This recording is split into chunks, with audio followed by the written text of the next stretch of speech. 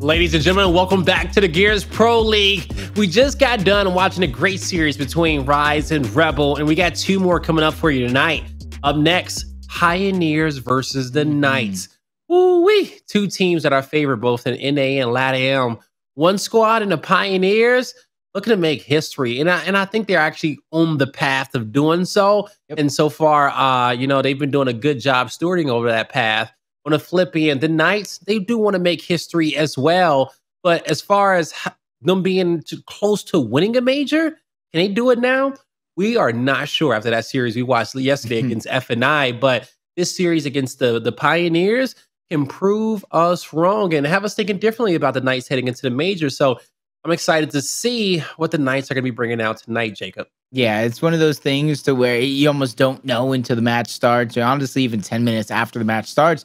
One night, they look about like a championship caliber team, like you're speaking about. They've been in the finals before. They've gotten second place. But then the next night, they're going up against Fire and Ice, a new team on the block, a season of learning for them. And they look like they can get toppled over. It looks like a big upset for Fire and Ice to take over that matchup. Regardless of the wins, it was still too close for comfort for these players. So for the Pittsburgh Knights, man, it's almost scary how inconsistent they can be, but it's almost how scary, how threatening they can be at the same time. Yeah, very threatening and scary indeed. Now, let's take a look at our players here for this matchup. And I think we're going to be going over to the Pioneers first, as you got a Precision, Xysho, Acells, and Hndles. This squad right here, they got everything in what you need to create a dynasty. And like I said, they're on their way to doing so.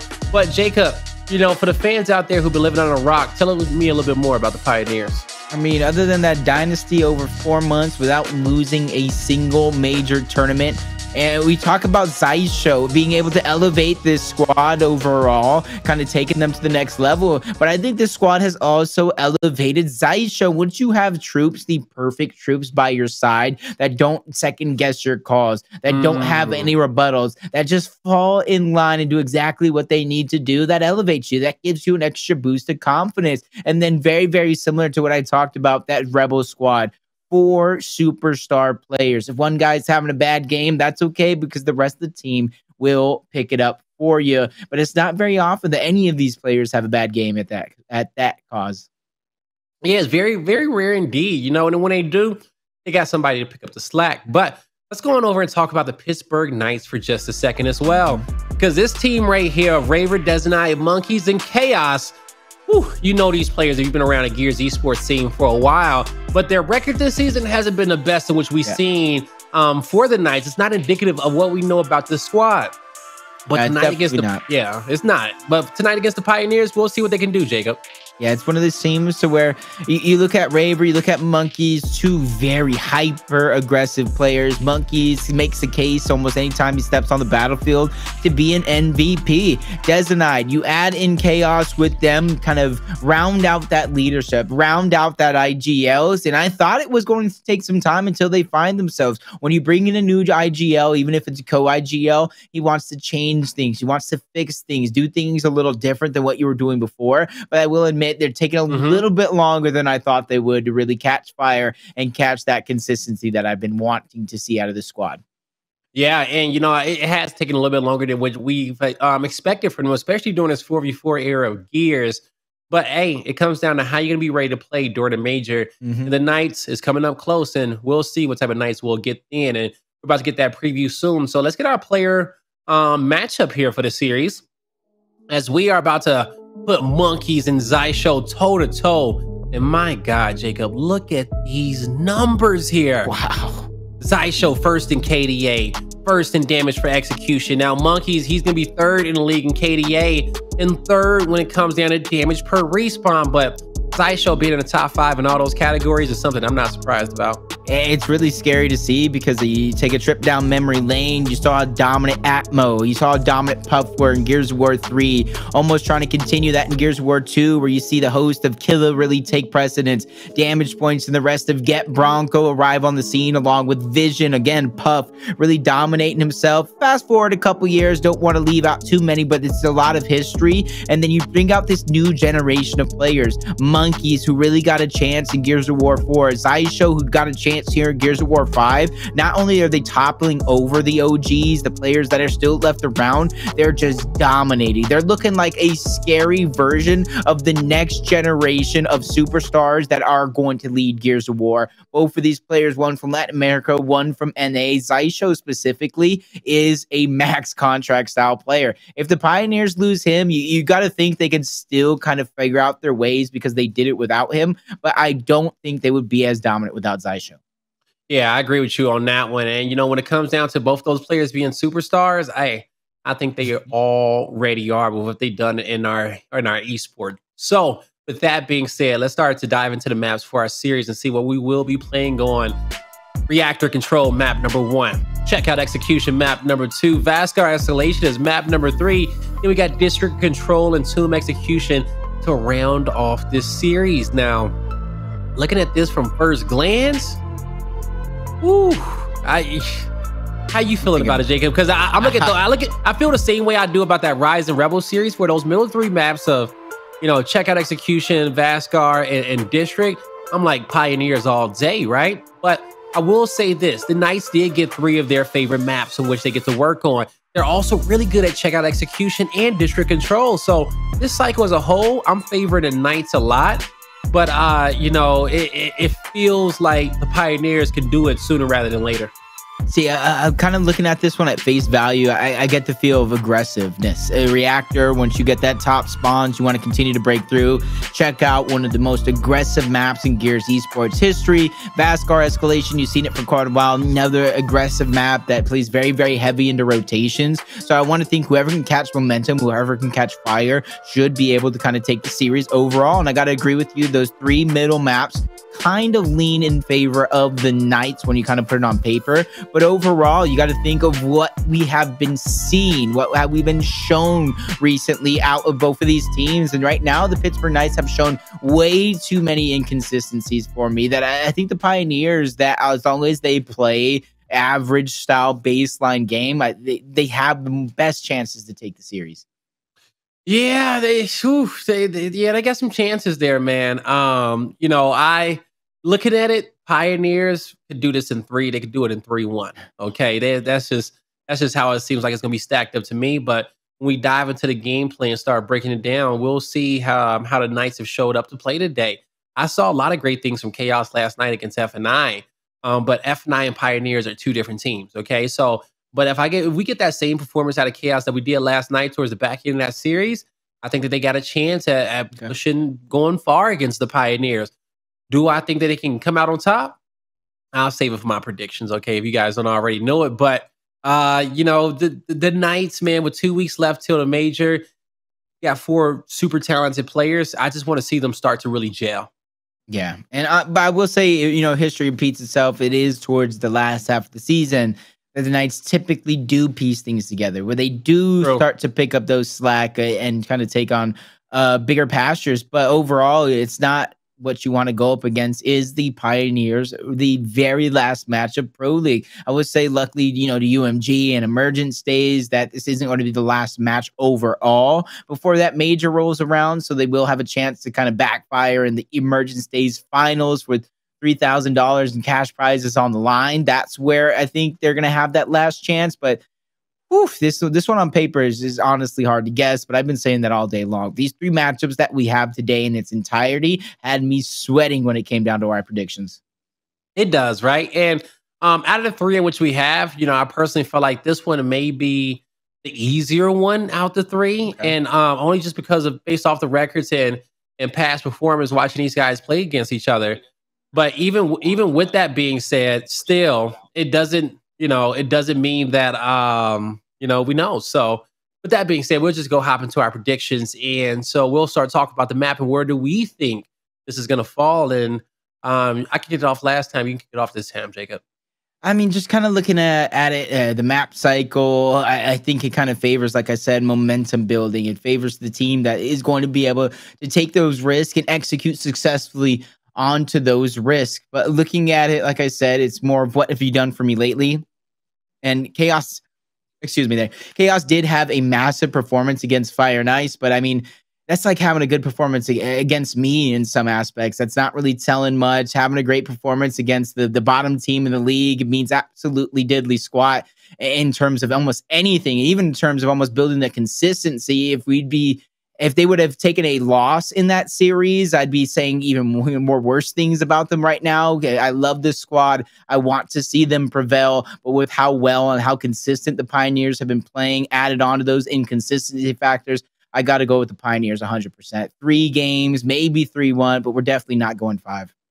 Yeah. Okay. All right. Yeah. So that's a and very valid prediction there. And so for me, looking at these guys, and you said a lot there, but I will say that when it comes down towards the Knights, just a little bit more time. I don't know if they're ready enough to take down this Pioneers team, who have showed us that their team chemistry is astronomical and it's on a completely different level, okay, than everyone else is out there.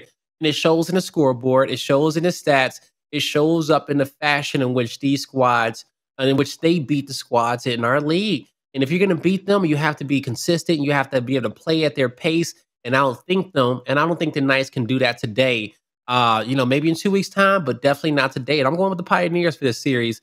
I think they definitely got in the bag, and I'm with you. 3-0, 3-1.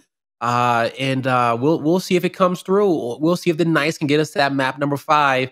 They will be playing on Tomb Execution, a map in which they love a lot. And they were able to pick the majority of the maps in this series. So we'll see, with it being laid out the way that it is, how successful they will be. But chat, where are you guys going? Pioneers, the Knights. Now, I know we got a lot of LATAM fam in the chat, but you guys are smart. Okay? It's not exactly y'all don't just vote with the heart. All right, y'all vote with y'all heads, and that's why we love y'all, chat. Y'all getting beat this season by everybody. Okay, and chat, you guys were dominated a few seasons ago. Catch up. But I don't blame you, because this has been one of the hardest leagues to predict so far. And, the competition has just been even across the board. So we're all aligned here for the Knights. And I do believe we're getting this series underway here in just a bit. I'll give you guys the updates on that one in just a second. But when it gets underway, it's going to be a good one.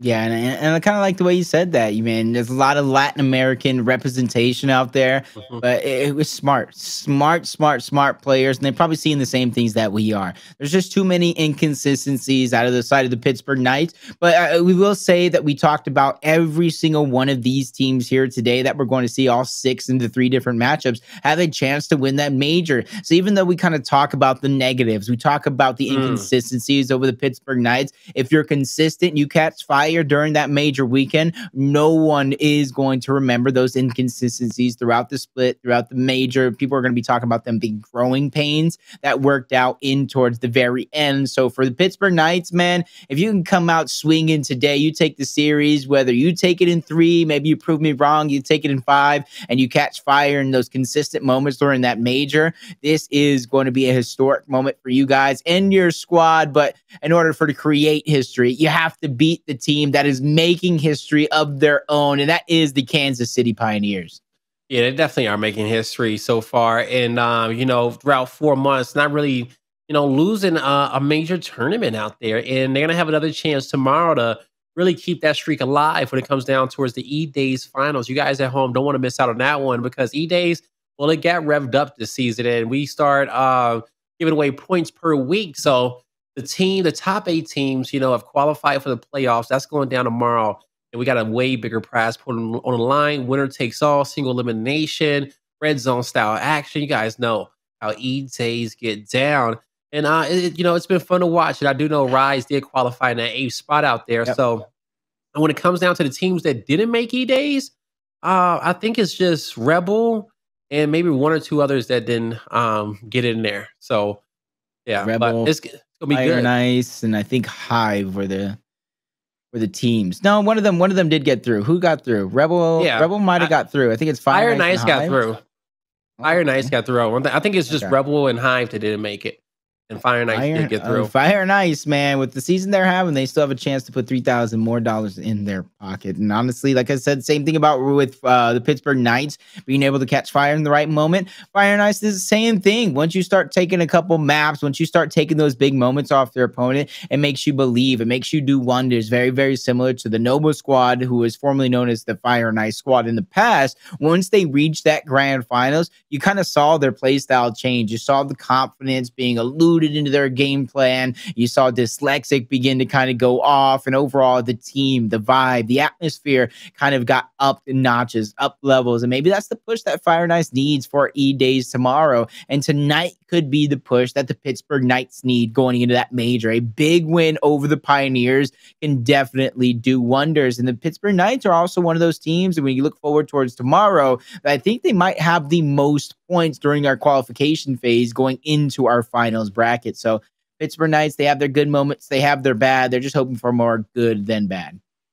And you know, that's the same thing with F&I as well. I'm happy you mentioned like just the atmosphere of E-Days, because you know, even though F&I was winless in a pro league, they won matches on E-Days. Okay, they won series. They've been to the semifinals a few times. And I actually think they even went to the finals once on E-Days too as well. So you know, it's different for F&I over there, and we'll see. You know, tomorrow how they perform and how all our teams perform, because you know we got 8 awesome teams that's about to throw down for us in our entertainment. Now, last time I checked, we do got one player here that we're waiting for to get into this lobby, and when they do, we'll get this one all started up between the Knights and Pioneers. And map number 1 is going to be Reactor Control, and we saw that as map number 1 of our previous series also. But you know, when it comes down towards you know, Reactor Control, you know, the Pioneers and just really any of their control maps in which they play, you know, they have been dominant. But we'll see. The Knights, I think that is going to be one of their better control maps in which they're playing. And but you know, rather if it's their best map, so I gotta go and ask you, Reactor, do you think there's any one specific reason we're seeing more and more of it, other than Spire, who had a great stint in throughout the short or the middle of the split, even towards the beginning? We're seeing less Spire, more Reactor. You think there's a reason for that? I'm not, honestly, I'm not sure. But just because the simple fact is that, you know, we see teams flip-flop maps getting closer towards the major. Maybe if they just want to get more reps on it in some very intense environments like the Pro League, like E-Days, you know, before the major, and so they start adding in there towards the cycles. Also, too, it could be a matchup by matchup basis. You know, when it comes down to it, you know, they may know just some squads just stuck on this map, and you know, they feel like it's in their top 3. They're gonna pick it. You know, so yeah, you know, we'll see if we get a definitive answer by the time the major comes around. But folks, as we get a definitive answer on when this series is gonna start, we'll throw it to a quick break, and when we come back, hopefully we'll have map number 1 for you guys. Ladies and gentlemen, welcome back to the Pro League, as we are about to get underway soon with the Pioneers versus the Pittsburgh Knights. We were just waiting for one of our players to get their Xbox reset and get them into the lobby. And once we do, we'll be heading into Reactor Control with both our squads. But yeah, and so it's going to be great to see. Now, you know, one of the big things that we've been talking about throughout the day is our major coming up this weekend. And, you know, when it comes down towards our first major of this season, you know, we saw a few different changes with maps added, updates coming out. You know, we have some of the best competition in which we have seen in our Pro League so far to date since Gears 5 has dropped. Jacob, my question for you is just that when it comes down to sleepers and dark horse teams, you know, who would be at the top of your list? Yeah, it's hard because it depends on who you talk or even categorize as like a sleeper or even like a dark horse style team. But I think at the top of my list, it has to be this team here. They're not in our top 5. It is the Pittsburgh Knights. I think there's kind of like the sleeper dark horse, even if you can categorize them as that, because they have a history of making grand finals, being one of those top teams. Other than that, I'm just kind of thinking at the top of my head, maybe Oxygen Esports can kind of upset some teams during our major event and bracket bust some opportunities. I'm with you on that one. If you didn't say Oxygen, I would have said Oxygen, PK. Definitely 2 teams in which you just gotta, you know, be careful of, because depending on how they wake up on a Sunday, you'll see what version you get from them, and it may not be one in which you're ready for. But It's definitely a conversation in which we'll be having more over these next few weeks. But, as far as our teams on the top go, I think any of our teams in the top 6 can come out on top. It just depends on their practice and preparation. A lot of them has had good practice and preparation up until this point. So we'll see what pops off with them. But, I will say that I will miss our Swiss style play, even though we're going back to pools.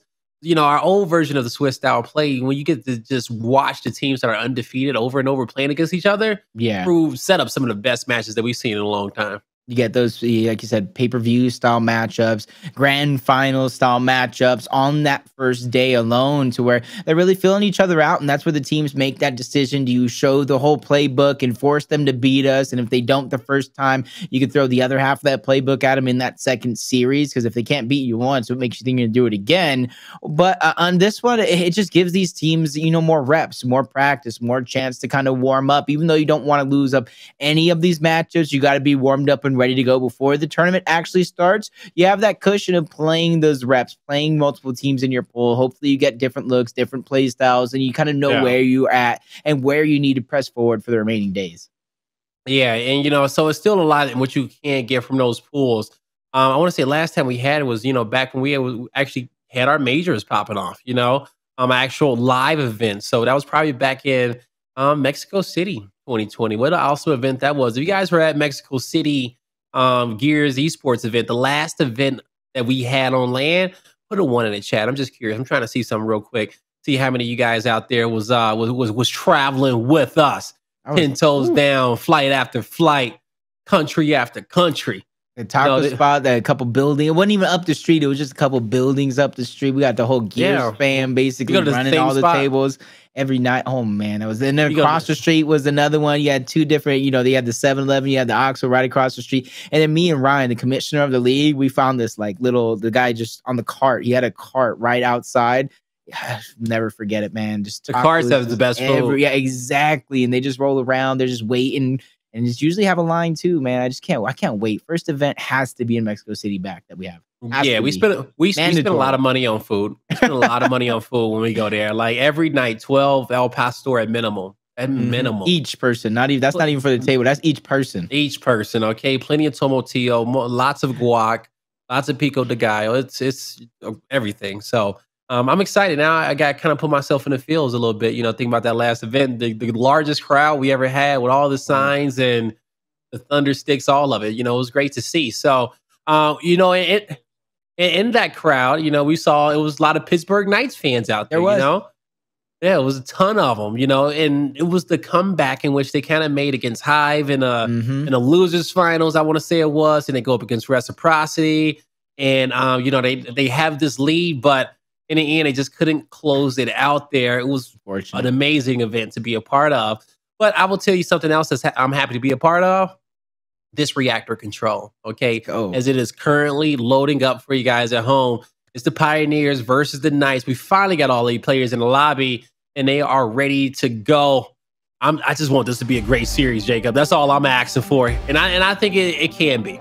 Yeah, I'm just hoping with the breaks, the same downtime that we had, if you guys are a viewer screaming at us to start the game and we're just like, no, we love to talk. And then we're screaming at, players, make sure, you're getting in the lobby. Sometimes, it's out of everybody's control. Everybody's doing the best that they can. I'm just hoping that nobody got too flustered. Nobody's getting too antsy, because when it boils down to it, man, you get too antsy at the wrong moment. It opens up the door, you stagger a death, and that stagger can continue. And you already see the difference of strategies going down. Just like our first matchup of the day, there goes the Pioneers, sending 3 players down low. They want the early point lead to put the desperation onto the backs of the Pittsburgh Knights. Yeah, they do. They got the slight lead, but we'll see how they can multiply that lead here soon. Team kill comes through for Acells, but also will find one of his opponents there on those short stairs. It's the Knights who are collecting time in this hill. There's 2 players currently in that hill as Hndles is looking to move up. Doesn't have any help around him, so he's going to slow it down for a second. His entire team's going to be spawning up behind him. You also see his precision about to get into a 1v1 towards mid-map. Oh, wow. That almost looked like he got him through the pillar. He just wanted his bullets around the corner. as Raver sets his eyes on his Xysho next, holding his ground though, not over chasing that elimination, but he's getting flanked by Precision. They're trying to take out that player into the top middle, which is going to be successful as the Acells and Hndles fall though. So that is going to be a sacrifice that they made. They don't even finish that elimination. They went around downtown to get that revive onto Raver. No respawn for you as Xysho's going to turn. You notice that came through. No elimination for you as he's just trying to reposition himself here and making sure that he has his footing towards the top right portions of the map. But he's going to go down, which opens up the opportunity for Raver and Monkyz to push through to get to the hill first. Great shots here from Acells as him and his squad is looking to rotate towards next. As PK are already set up, they just currently have 2 members in the hill. That's going to be Raver and Monkyz, and they got to fight against a duo of their own across from them in Precision and Acells. But soon about to be a 4v4 fight for both these squads. How is PK gonna be able to get up these stairs and start getting some points, Jacob? I think it's gonna be flashes to the left and gonna have to just rush through. Yep, you gotta make sure you're on point as a team to get those revives, but they wait too long. Now it's the Pioneers who are getting aggressive. Great last flash here towards the back end. That's gonna be Raver. That's gonna be Monkyz. They get those 2 eliminations. They lose Dezonide though. Chaoz trying to stay alive here so they can possess the angles. There goes another down on the Xysho. Monkyz and Chaoz reuniting to make that one a possibility. Hndles trying to do whatever he can. Misses a crucial shot onto a misrolling Monkyz, which cost him his life. Chaoz continues to keep the steamroll going. They get the frag grenades as well. Everything looking up and up for the Pittsburgh Knights. Oh boy, the Knights so far feeling good off the first 2 hills in which they've gotten. Now, as we start getting ready for P3, that's a great shot from Monkyz to be able to save his teammate. And then Hndles is about to be caught between 3 different players. But he's trying to play his life the best that he can, but he goes back into death. Yeah, that's all. He just went back into losing his life right there. PK, 4 strong, rotating towards next. It is going to be Pioneers already set up. That bow just misses. It could have came away with a double, but the close range shot, they tried to hit the top of the cover, and he will, but getting chased down. Acells almost came away with 3, but Xysho, knowing that these players are hurt, he doesn't get there in the nick of time, and he'll lose his life as well. Everything's moving so fast here. The spawn point even got jumbled over to the Pioneers' control, and this is where Monkyz, they're trying to hold on to it. Great torque bow to connect with the Acells, keeping things going in their favor. They got a teammate down for a moment, but he was instantly revived back up. And this is where the Pittsburgh Knights, their communication has to be on point, but they lose Raver. They lose Dezonide and Monkyz. Luckily for them, a team kill came through as Xysho takes out Hndles. That's the silver lining. 50 seconds left on the hill. The Pioneers get control of the respawn as well. So if they can find this elimination on the Chaoz, it'll be an upward trajectory for the Pittsburgh Knights to where they're going to have to make that decision, Blaze, sooner rather than later. Do you continue to contest this hill, or do you backtrack all of it and set up next? You know, a few different things that happen where, you know, Chaoz dying right there makes it problematic. He stays alive, you can, you know, get this push right away, but now they got to wait for him on the flank possibly. And player 4, I want to say, has this angle behind them. They're getting some shots in their side. Acells moves up, 2 cleaned up. They clean up 3. And the Pioneers will be able to collect on the rest of that scrap time. But you got to start thinking about next. Gotta let it breathe there for a minute, and that's gonna be Chaoz. He's trying to anchor himself down. He has Raver on the way as well, but depending on how fast the Pioneers strike, it could be over before you know it. But a 2v2 going down there. Raver catches Hndles slipping. They have an advantage of 2v1, but only for a few short seconds here. The hill is going to be at the bottom right-hand portion. So those eliminations that you saw with Hndles going down, Precision is getting taken out as well. This could be the moment where they solidify themselves on that right side of the map. They solidify themselves on the right side. They get ready for next, but 60 seconds up for grab onto this one. I might be thinking too far ahead of myself.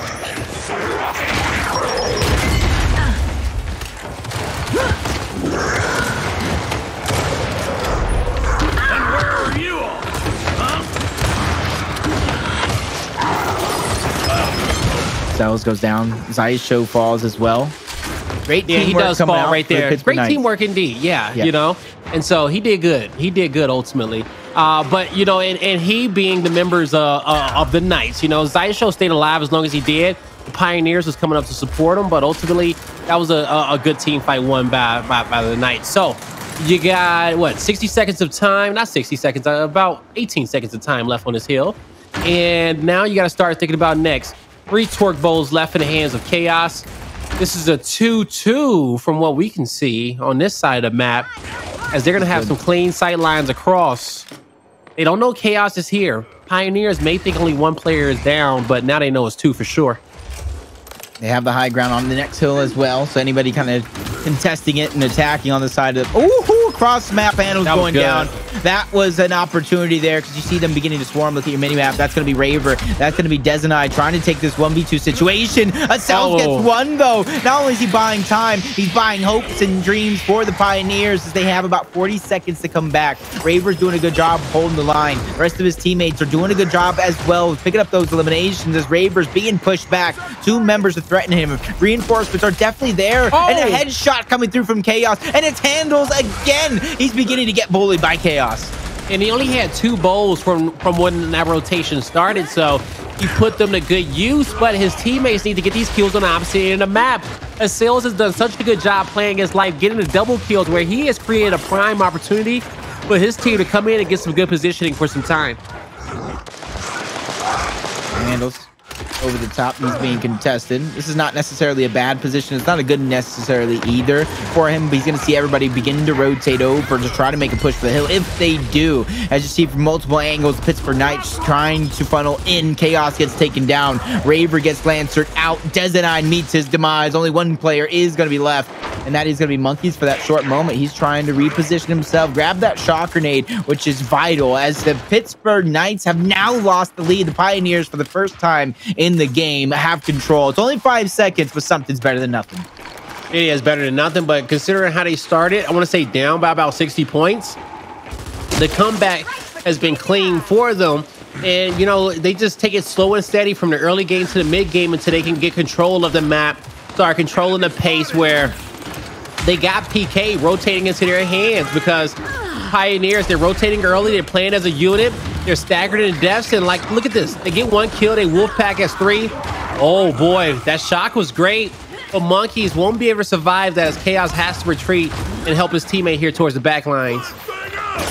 Pretty nice, gaining that lead right back. Still only 5 seconds, but with a big couple eliminations, a big stop here to be different, as the high ground goes over to the Pioneers, which is going to allow them to easily contest this hill or gain some points. It's going to be the Pittsburgh Knights who have to at least risk some damage in order to keep it contesting, and that's where you see Dezonide trying to crouch towards the corner. Connection with that torque bow Hndles, striking revenge. He kind of is on the receiving end of 2 torque bow eliminations, as they go ahead and get the lead right back on over their favor. And this is where Monkyz now has to put himself in danger to contest that hill. The Pittsburgh Knights are content right now, surviving. It's up until the moment here that looks like they're going to strike and try to thrive.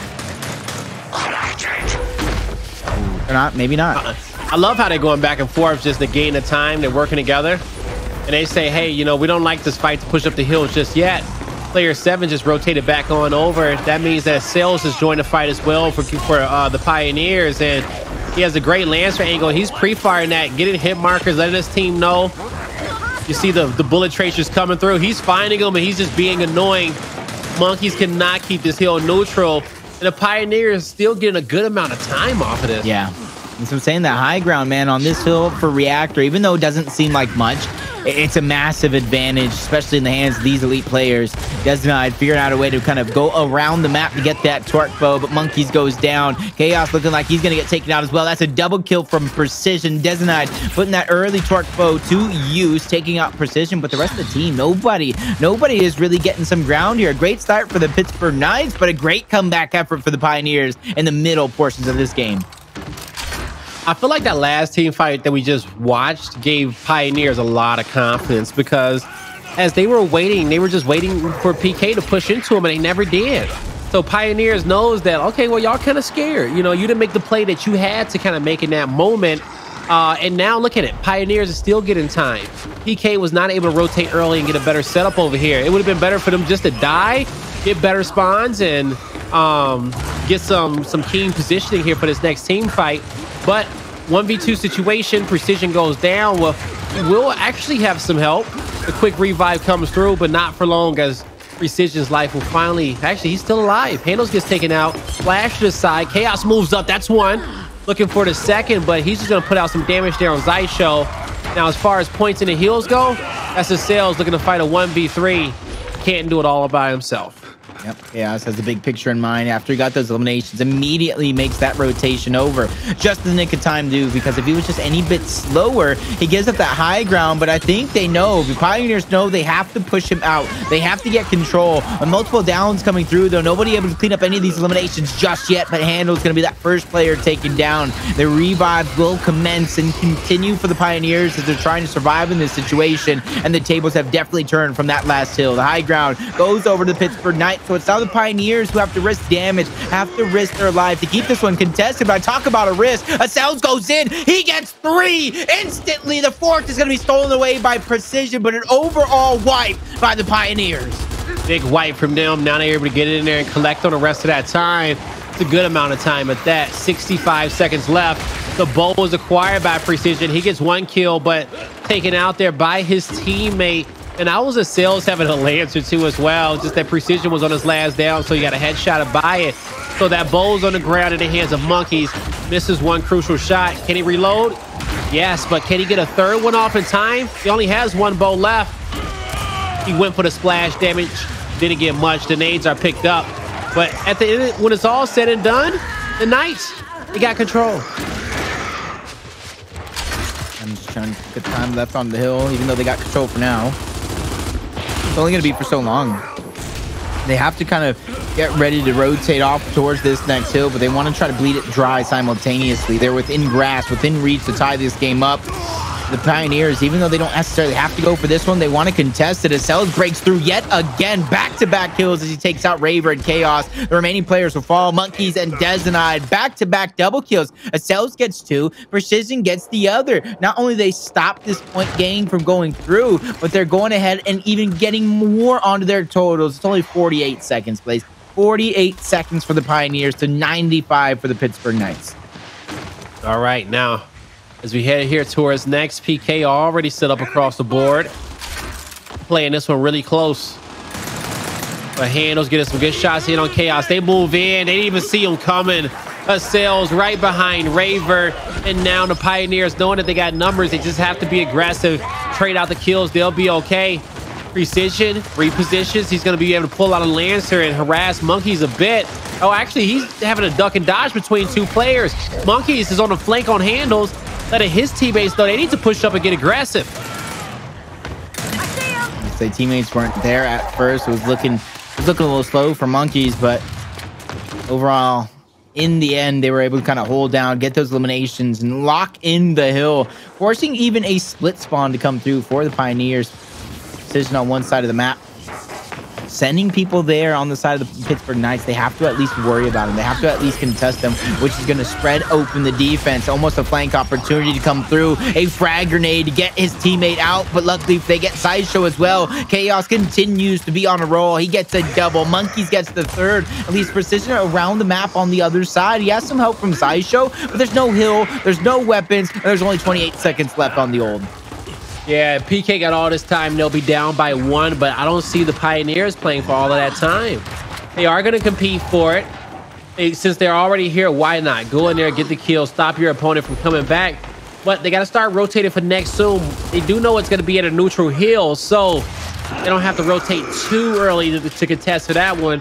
More importantly, play for power weapons, play for positioning. Nice shot. Connection. Yeah, that was a nice connection from Dezonide. Better late than never, kind of heating up in this moment.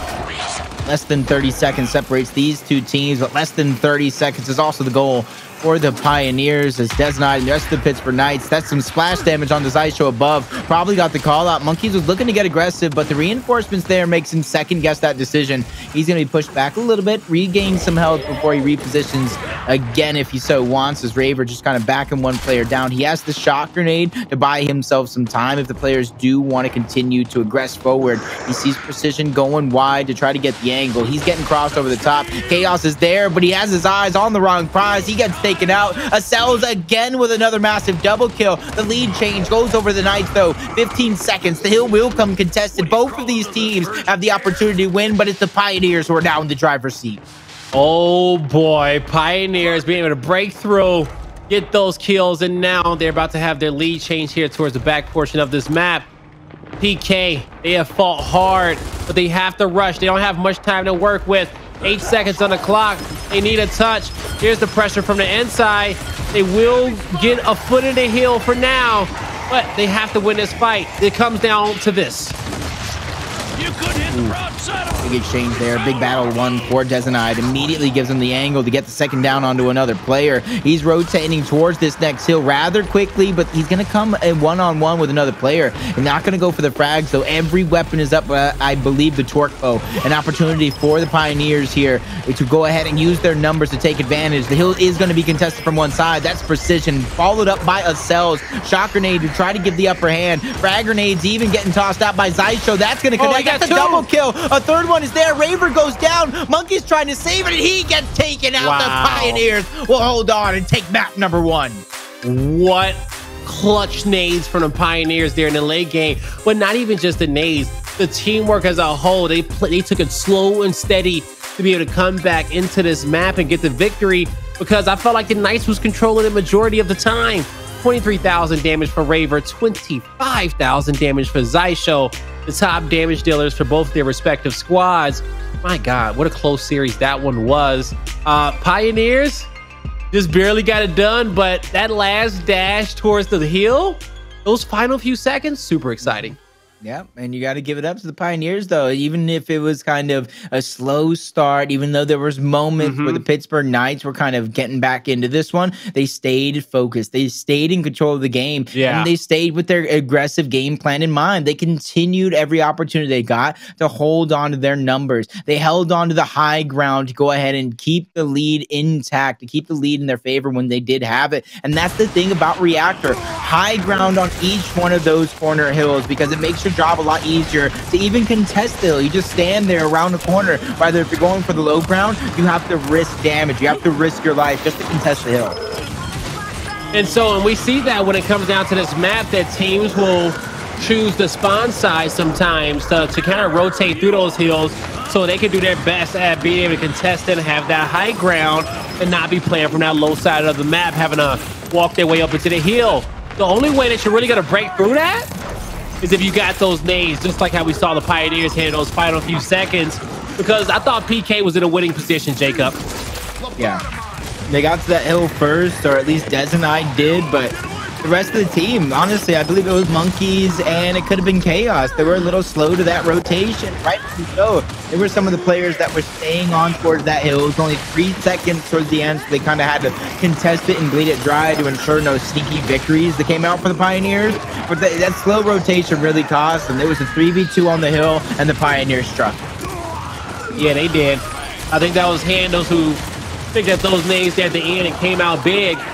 Something also, too, that you called out as well was that player not picking up those nades, and that was a smart move from him, because it was Acells that he had to get to that hill. It was either him or Xysho, and they had to get to that hill and just contest it for a bit.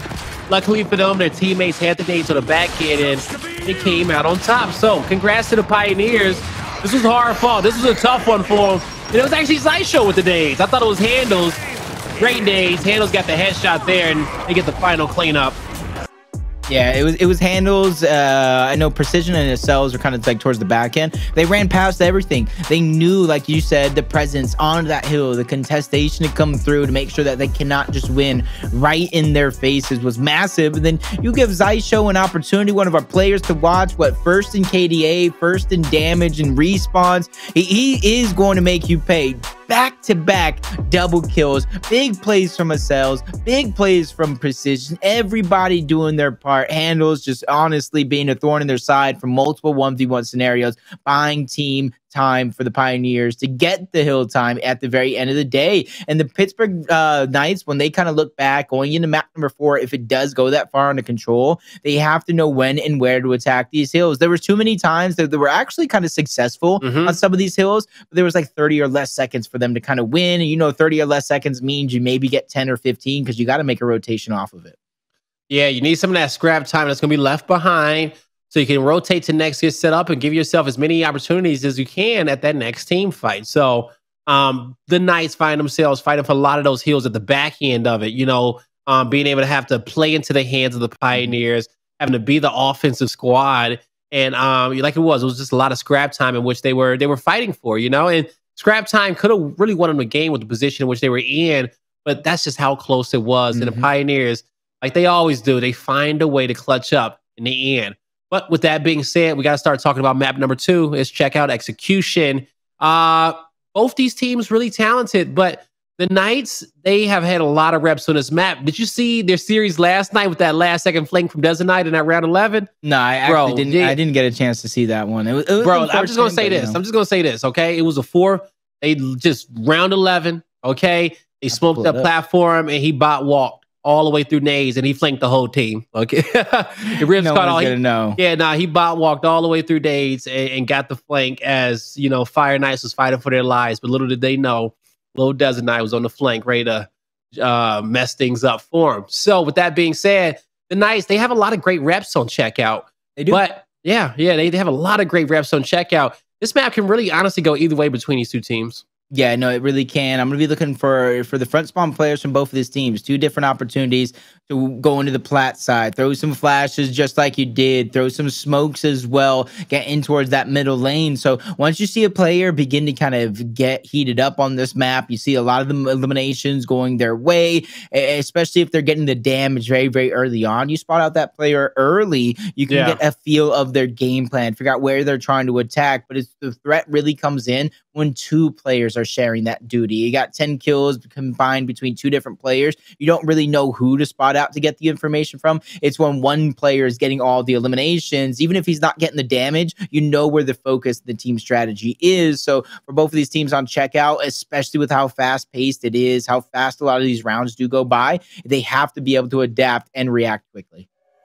Adapting and reacting quickly. If you can do those 2 things, you can be a really good player in Execution in any game mode in Gears Esports, because your strategy does not always go the way in which it's planned. And when it doesn't, and you got all kind of players around you, I hope you got a pair of Astros on your head, just so at least your sound's on point. Okay, if the strategy is not on point, if the teammates ain't in their right spot, at least have your sound on point so you can at least have a fighting chance against the best. Now, when it comes down to the best of this lobby, Jacob, you talked about those front spawns. I'm gonna be looking a lot towards those back spawn players and seeing what they can do for the squad.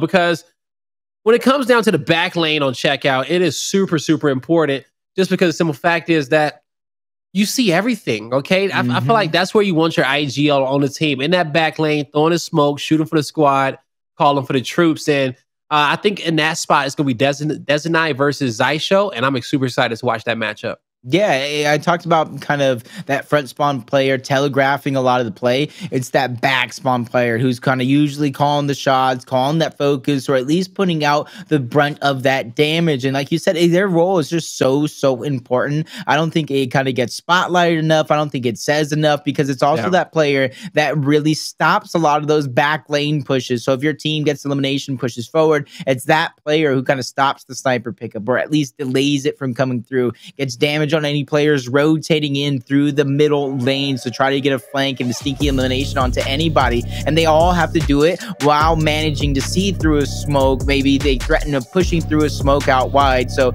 even though it's a lot of the front players who are getting the shine with the eliminations, I do agree with you. Those back lane players' jobs are just as important and impactful. Yeah, they really are. And there's so many different ways in which you can play that position with your smoke and your flash, and being aggressive with your shotty, flanking that secondary lane, or just having a lot of suppressive fire there with your Lancer. So we see so far kind of a 4v4 to start, stalemate-ish. Question is that who's going to start making his first move? The way that PK is set up, they think the Pioneers going to be the Pioneers, but I don't think that's how that was going to be designed. It's going to be Hndles. No matter if he's the one kind of pushing up or kind of staying back, he has the only bit of utility left into the game. So it's going to come down to him, what moves he's going to make. Dezonide goes out wide. Hndles uses that as a window of opportunity, but Acells goes down, instantly cleaned up. The frag grenades are in play as Xysho gets taken down. Monkyz gets an elimination, and Hndles, man, not able to put those instants to use, picking up any eliminations, stagger anything out. And honestly, it just all happened in a blink of an eye. The Pittsburgh Knights take round number 1. And big call, that's a heads up call from Dezonide to even go over there and retreat to get those nades, because typically the player who plays his position, he's not going to always rotate all the way back to the other side of the map. You know, it'd be the nade player that typically plays that spot, but he found a way to get over there. But he probably just saw a prime opportunity where he says, I just need to go. I got a window. I can make something happen. And he did from afar, setting that play up for his team. But we head here into round number 2. Incendiary grenades in the hands of Precision. Hndles with a down and a cleanup kill. 4v3 in favor of the Pioneers. No power weapons in the hands. Oh, outside these nades, PK will have something to work with. Nice shots from Chaoz. Has to roll through a few flames, but his teammates are safe, and that's what's most important. He can get back and reset with them. He has to be able to kind of stay alive. Tries to reset, kind of dishes him out a little bit too soon. Not able to pick up the elimination. That's another down for the Pittsburgh Knights. And elimination goes through. 3v1 is going to happen here. Xysho picks up the meat shield, and Dezonide is cleaned up almost instantly after another round under a minute. The Pioneers tie us up at 1 apiece between them and the Pittsburgh Knights. So almost two different strategies going out, almost two different results. But the brunt of not only the damage goes into the Precision player, and he's one of those guys that plays that front spawn like I talked about. Yeah, nah, Precision, he's one of the most talented front spawn players in which we have had over these last few years. And so, you know, he's going to have his maps that he's going to be absolutely dominant on. And this is one of those positions that he's really comfortable on. You need to have great movement to play from this spot. You can't be, you know, indecisive play this position because you'll have to move in and get a kill just like this. As he gets it down, clean up. Looking to go in there for the second, trying to stay alive. A revive for his teammate. Says, Xysho, get it done for me. It's another member down on the other end towards the middle, but a quick rotation from Hndles. He tried to get over there in time to help Xysho, but he could not. And that will be a round for PK. All-out wars very, very early on in some of these rounds. So already it's Dezonide playing out wide, playing more towards the strategy, towards the grenades, which kind of keeps it to where he can play that fourth over. He can definitely try to get aggressive with the rest of his squad, try to do something different. That micro adjustment that we do talk about. But when it comes down to it overall, 4 over yet again. That's something that we've seen play in the later half when this map was introduced. But since that later half introduced that 4 over, all-out aggression, making sure to pick up the elimination, it hasn't strayed too far off of it. You see some early downs going through. Nobody able to clean it up just yet. Somebody going wide and taking over the back lane, and that's Chaoz letting that one slip through. I don't know how he didn't get that Lancer damage, but luckily for him, the teammates kind of pick up the pace to even it up the trade. 3v3 is going to ensue. Back A from Raver holds his position. Chaoz now going out wide to make Raver stay alive just a little bit longer, and he picks up yet another one onto Precision. Chaoz gets that last one on the Xysho, and the Pittsburgh Knights will be up 3-1. Man, blink and you'll miss it. That one crumbled down on top of the Pioneers, and they were not expecting it. I like that push that Hndles made out wide through the smoke, and he committed to that. I felt like that was Dezonide's responsibility because as he moved up, him and Raver was there, and they just tried to get away.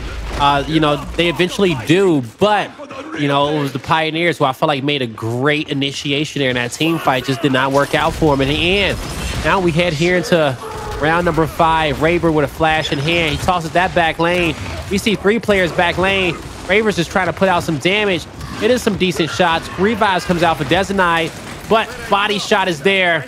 Multiple downs in the back lane. Another down comes through, and PK feeling comfortable. Indeed. That's why I always talk about, man, if you're the better team, if you're the more elite team, no matter if you kind of love aggression or not, I think Checkout's just too much of a toss-up in terms of kind of throwing the strategy out the window. But Raver 10-1. I talked about Precision on the side of the Pioneers. They need to figure out where Raver is going and deal with him fast because he's picking up the eliminations. He may not be doing all the damage in the world, even though he is first on his team. He gets 3 first bloods, but it's the strategy that the team is playing into that allows him to play that loose. Dezonide, did he get the frags? He did. Puts one on the ground, short of Hndles. Oh, and no. he thought that the angle was more to the right, and he was going to turn around, put one shot on Hndles to guarantee himself the kill. But Hndles ultimately took a better route, and he took himself out. So maybe one day he's still on the ground there, but that is a huge blunder. Just drop it, man. Just drop it. You don't need to trade it. Just drop it. At this point in time, you have to say, who really cares at this point in time? Because they're just getting picked off one by one. Chaoz falls. Monkyz by himself. And honestly, I don't mind that from Monkyz. Usually I was like, dang, at least try. But you know what happens when you go down against the Pioneers? They show absolutely no respect, whether your corpse is alive or not. Yeah, you might as well take your own stuff out there in the end, right? Exactly. Goes quicker too. Goes quicker. Now, you know, Dezonide, he did a good job getting nades right away, but yeah, that toss right after, bro. Yeah, he get a better toss there. His team's in at map point, but luckily for them, they worked hard early on in this map and they got the 2-round lead. So flash out, incendiaries acquired here for the Pioneers.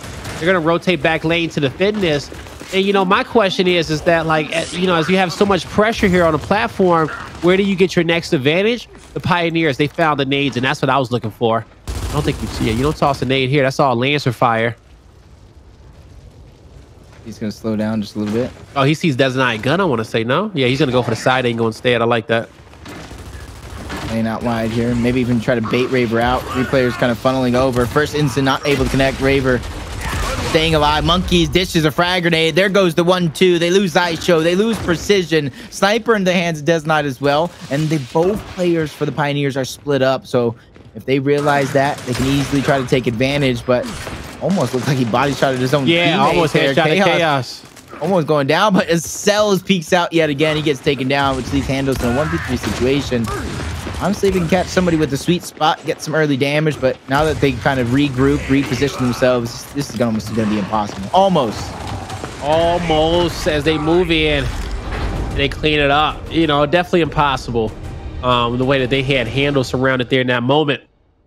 5-2 on the board for the Knights. They're going to get this series all tied up 1-1. And, you know, so far so good. Raver with just 2 deaths to his name. 10 kills overall, 6 assists as well. You know, this is just one of those maps where he is always going to be an impact for your squad. Let's see if he can get another first blood for his team to close this map out and get the series tied up. We're about to find out now as he tosses his flash. He's going to play platform right away. He gets a beautiful spread there on Acells, but Monkyz will lose his life, and he has to be going aggressive. He needs to make some plays with these incendiary grenades right now. Ooh, misses the second one. Dezonide goes down twice. Sniper in the hands of Xysho. Pioneers trying to come back into the overall series, but with a 4v3 advantage, they're at least looking like they should be able to get this round. Chaoz goes in, tries to go for the frags. He gets taken down. Acells looking like he's going to try to clean this one up, but they tried to sideline them. That's going to be Raver, and I do believe Dezonide, but unfortunately the numbers are just too much to topple over there, but it's nothing for them to scoff at just yet. 5-3. They're still in the driver's seat. Yeah, and you know what? They're cruising too. They're cruising, but things can get scary for them because we watched them lose 5 rounds in a row yesterday. All right, it was another crazy round 11. But they lost 5 in a row when they had this type of lead. So they got to stay composed, learn from their matchups yesterday. And so far, I think they have, as they're going to be getting these incendiary grenades. The side roll off the plat. Raver goes down right away. Here's the aggression from the Pioneers. These Stallions are looking to clean up these kills, but it's only a 3v3 on the map. Chaoz on the flank. 2 decent shots that won't be enough. Pioneers 1 round away from tying it up. That's something about the Pittsburgh Knights they have to be careful for here, because they lose this, all the momentum, all the confidence out the window, and they seemingly kind of caught on. Like I said, you figure out where Ravers is going, even though he may not be doing every bit of damage, kind of get all those eliminations that he has. He's the one kind of cleaning it up, so you can see the focal point of the Pittsburgh Knights strategy in play here as the Raver gets spotted out very, very early on, hopping in towards the plat. They didn't get that second spot, so Raver is able to play a little bit loose. Precision gets taken out. First blood is there. Acells is going to fall. That's back-to-back eliminations for Raver. He gets the incense as well, and he gets a double kill with them. An ace for the final round. 6-4. The Pittsburgh Knights tie the series up. The Knights were not playing around right there, as you saw Raver, the MVP, the ace in the end, making sure that his squad can stay comfortable in this series 1-1, as they're going to have to go on over towards a difficult escalation map against the Pioneers. Folks, don't go anywhere. When we come back, we'll see who can take the lead in this series.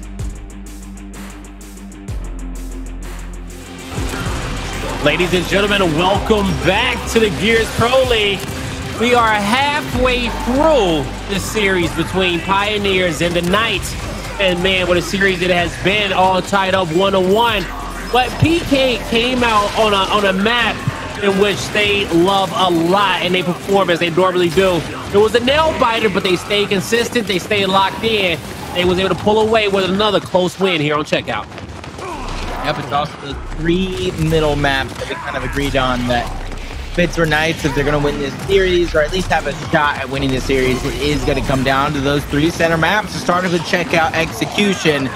Followed up is going to be Vasgar Escalation. And that's the thing here that kind of worries me a little bit. They showed that, you know, game number 1, it goes down to the wire, 4 points separating them and the Pioneers. 6-4 map number 2, so Vasgar. Depending on who has the momentum, you got to think it is the Pittsburgh Knights. They should start off this map hot. Take control of the game, but be careful. In those 1v1 scenarios where we might see Raver versus Acells towards the top half of the map on Vasgar. So that 3v3 that goes down towards Take, they have to be very, very careful with the push, with the pull of how they want to jockey for position, because the hill is going to be over there in the very beginning, and then slowly but surely, I believe a power weapon should go down with how aggressive these players might play.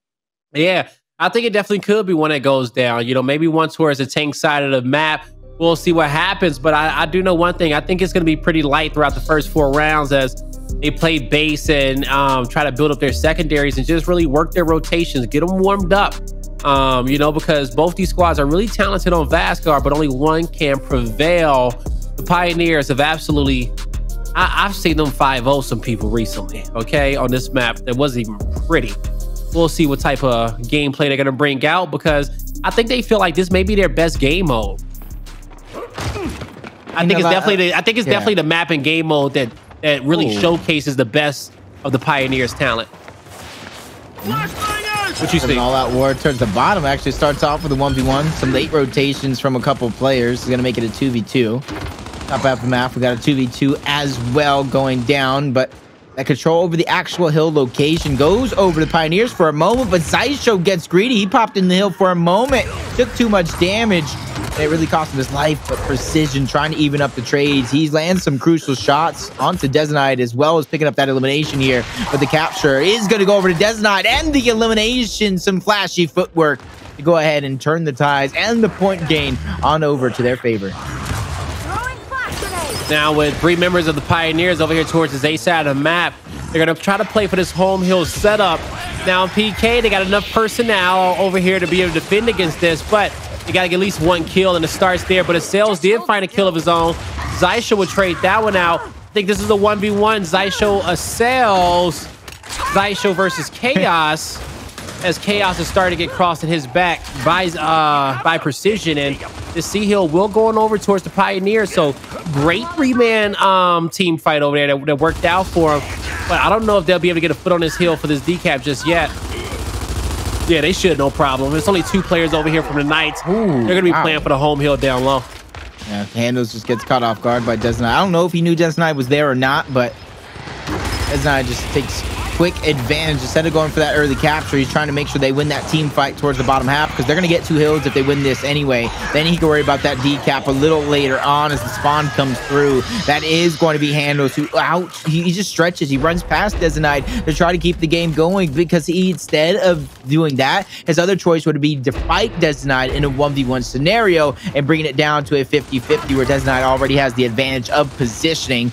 This is where it's going to alleviate that pressure. You see multiple players dispersing in different directions. Only 60 points really separating these two as Hndles gets a trade onto Monkyz and Raver. The rest of his team is definitely there, but a decap has to come through for the Pittsburgh Knights. The damage is there on Raver, but now as he's starting to come through, he's finally taken out. The cleanup is there. What a fight that was. An interesting one at that. Wow. Now B Hill, A Hill capped up for the Pioneers. They don't win off 2 anymore, so they need to find themselves a decap somewhere.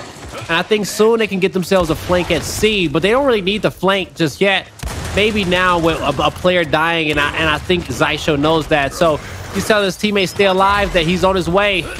Just hold on. Flank is coming through. A couple players already spotted him out. That's going to be Chaoz, who meets him dead in his tracks, though. The Swarm have the win condition. They have to be able to hold the line. Multiple players are falling. There goes only one left. That is going to be Precision. Last hope, and I don't even think he has enough time. He's able to get the trade onto Chaoz, but all 4 members there making sure he doesn't cross the threshold to get the break to come through. So the Pioneers lose that round number 1, and the Pittsburgh Knights, after a big game 2 on to checkout, taking control of their destiny. They start off this Vasgar escalation hot. A great round 1 for the Pioneers, you know, especially like you know, the fights that they won early on. They was able to can't speak. They were able to hold on to that lead as long as they could, and you know, they end up getting victory off of that one. So it pays to work hard in the early round and, you know, have some good defense right after. But we'll see if they can do it again. We saw a unique opening initial last time, but it does look like it's gonna get split off into a 3-3. Oh, yep. Sorry, a 3-2. Yeah, so nice. They'll go for AC. They'll back off the player, and they'll just hold what they got on this side of the map. But the Pioneers know that they got to keep rotating around the bottom end. Oh, Xysho just gets kind of caught out. Precision not there in time to get that revive to come through. And they're already deep in the spawn. I would say the silver lining comes through if nobody's getting eliminated just yet, so they're not going to get flanked anymore.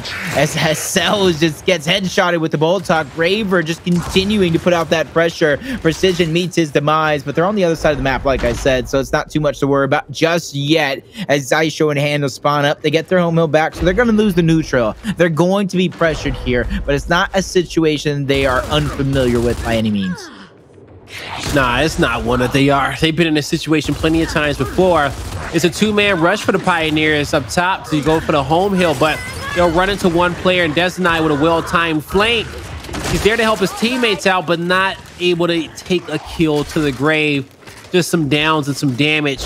Now, A-Hill going in favor of the Pioneers, but it's Chaoz being sneaky here towards the corner. Quick revive comes through, but he's going to have to back down and wait for some help from his teammates. Hills breaking through. They're going to trade hills. Home hill for the neutral. That's going to be a big win for the Pioneers as Acells, or I should say Xysho and Hndles are backing off, trying to reposition themselves. They know Precision is kind of playing flex, even though he has the bolt talk, and he gets the call as you see it in your mini map, trying to make that rotation over. Xysho overstays his welcome. He gets downed and out by Chaoz, so the numbers advantage goes over to the Pittsburgh Knights, and that's why you see Acells pushed up on the other side of the map. But this is the fight that is so important. Not only is it for big eliminations, it's for the home hill, and this is where they're going to press forward, push them back as far as they can, get the decap, and then try to reset here. But they lose one. Monkyz going down rather early, forcing revives to come out. Nobody able to pick up that elimination just yet, as in the blink of an eye, the Pioneers get their home hill back. So all that work for the Pittsburgh Knights, their job isn't over just yet. Raver tried to hold off from that push from Acells, but he cannot. So that A hill is under siege. But this home hill fight is won. The Pioneers in a trip cap dominating position to get this all tied up 1-on-1. And it will come through officially. So great job to them for being able to get those fights. But I will say the common fight in which we're seeing a lot during this first half is that 3-3 up top, right? That play for the A hill and the C hill, and leaving the B hill down low to a few more 1v1s than we're used to seeing. So I like the change up in strategy that we've been seeing on Vasgar over these last few weeks, because we see more 2-2s on bad side as well. Yeah, just a lot more of like being able to spread the defense if they don't like what they see on one side of the map, because it's usually their bad side. Well, you know what? We'll just say this. We'll say swarm side, right? Because I think we're referring to swarm side kind of as bad swarm side now. But yeah, right now in the first half it is. See that overstack at the top side of the map. Raver and the rest of the Pittsburgh Knights trying to stay alive. Monkyz got caught out, though. He's kind of stuck there. And Raver, he has no other choice but to leave Monkyz there alone. He's trying to go on the other side of the map. Misroll coming through. Almost looks fruitful for Precision, but he misses that shot. Chaoz takes him out. This is where they're going to keep the train rolling on the other side, but this is where they have to be careful all simultaneously. That Precision elimination is a possible flank waiting to strike. Yeah, waiting to strike indeed. Oh, the retro won't connect. The flashes are there, but PK, they're going to get a rude awakening as they're going to lose two players that was pressing down. They're going to lose Raver on that flank as well. This player 8 is Secret Man, and he's behind them all. He just stood there, and he gets the revive. Now they get to stay alive, go for the A hill, and they could play for 2 in this position if they stay alive, but he couldn't stay back to make sure Raver made it out. But they still caused a lot of commotion and took some pressure off their home hill. Yeah, he needed to abandon Raver in that situation, just like Raver did to him. Kind of maybe even flank that neutral hill to keep the players and the offense from being able to advance in this position. Now it's going to be up to Chaoz, not only to survive here, but possibly get a reset and elimination, but he gets picked off. Flank is there. That's Precision holding that back line, making them second guess, making them make that conscientious decision. Do I go ahead and get a reset on the hill, or do I deal with Precision? They kind of do both simultaneously. They lose a couple players, though, all at the same time for the Pittsburgh Knights, but the overall battle for this hill looking like it could be won, but it comes down to Acells again. He gets a massive double kill for his team, and it looks like they might solidify with the triple cap domination, but Chaoz sneaks through to keep this round going. Yeah, he just barely makes it to B, but Acells, he went for the 1v1, knowing that if he could win that, he can at least put his team in another position for that trip cap domination. Risky move, but in the end, his team is still in a great spot. About to eclipse past the 200-point marker. They got 2 hills to their name, and the Knights aren't getting any points whatsoever. Pioneers are feeling real comfortable. If they lost this round, I would be absolutely mind blown. Yeah, it's going to take almost them kind of throwing this one away, or maybe a Herculean effort from the Pittsburgh Knights, but Monkyz going down. Raver almost gets taken out, saved by Chaoz. Haven't seen eliminations getting picked up just yet, but that's only because one is getting staggered out. Acells holding his ground here. Honestly, doesn't have to do anything, but he gets taken out by Dezonide, but they're feeling frantic. They know they cannot waste any time capturing these hills. It's all about the breaks. Precision is in towards the middle, blocking off multiple enemies. There goes one trying to watch the side. That's Raver, but he sneaks through the middle. Nobody is going to get into the hill in time as Chaoz, Dezonide, and Raver all get taken out, and the Pioneers win yet another round. That's 2 in a row for KCP. All right. The Pioneers, after losing that first one, so far they have been able to, win some initials here off the start and just hold on to this lead, okay? Plan for 2, really in the positions in which they have, they're able to see where this push is coming from PK pretty much a mile away. So they're doing a good job setting up their defenses, getting things done, and making each retake as hard as possible for the Knights. And that's, one thing that makes just Pioneers a deadly team. They will not give you anything for free. And, when you work for it, you're going to have to give max effort to retake them based off the amount of team fire in which they have and communication. They're always on the same page, and that equates to speed. And so if you don't get that, you can never be as fast as these guys. I mean, Dezonide kind of overthrew the flash there for that moment. He didn't get to aggress the way that he wanted to, which kind of gives up Precision the ability to kind of hold his spot, but a flash grenade, a perfect flash grenade at that from Monkyz to complete that rotation. That gives over the hill. 2-1 now in favor of the Pittsburgh Knights. Acells doesn't want to give it up that easy, though. He's pressing forward. The rest of his team is backtracking behind him. That's going to be Hndles and Xysho. So 3 players set up, which they can't necessarily go for the break just yet. And that's where you see Dezonide. Once they start to go for that break, that's where his role is going to come in, trying to get that cross. But needs to watch out, though, because as he positions himself to cross, that's going to open it up for Hndles and Xysho to get across of their own. And the Knights, they got 3 hills. So the one, they got a 1v1 across map, and they're playing this one very back, knowing that their opponent has to step out into the open to cap that hill. The Chaoz got out of position. He should never move forward.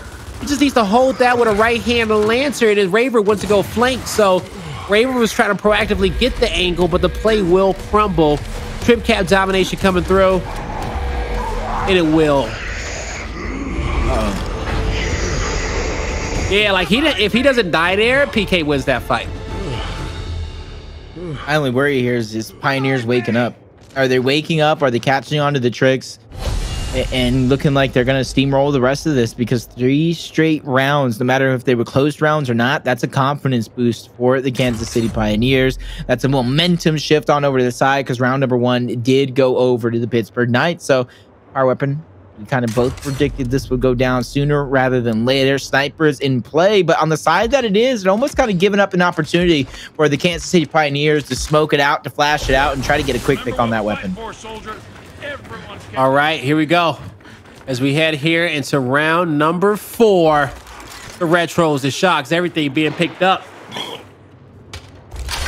Now, as this one starts to slow down, Jacob, you will see, oh, player 6 can't cap up just yet. This may come down to the 1v1s up top. Yep. Mind games right there. We see some players win and really put the pressure on their opponent from the other side of the map. There goes that flash. Hndles gets stunned. He's just going to back up for this moment, almost going down. Raver is going to continue to aggress on this position. He doesn't care about the hill just yet. A great flash grenade from Hndles. He's trying to battle back, but he gets taken out. First blood going over to the Pittsburgh Knights, and even a down coming through. Even though revives, they're slowly but surely being pushed back. Precision trying to hold the angle, almost looking like he was trying to sneak the sniper out, but Pittsburgh Knights, they're just staying alive. They know that second hill is underneath their control. The sniper cannot be picked up for free by the Pioneers, so it's going to be up to them to figure out what move they want to make. All right, now Pioneers, as they're stacked up down low around this B hill, that's a big down for them, but not going to be big enough. It was good enough to get the sniper, but you see how Xysho falls forward. He's in the open. There's not much in which he can do there, but that sniper is on the ground. Bigger shot from Acells. Precision moves in. He goes down, and PK will win a huge fight to be able to rotate down low and get F hill, and they're going to win an E hill as well, Jacob. But can they get the domination off of it? Comes down to this fight. The flash is dodged and the kill is acquired. But down low, a 2v1. Acells, he goes down, and with the remaining players coming off respawn, that will be the Knights pulling away with round number 1 of the second half. So with the Knights being a swarm team, they're in a good spot, okay?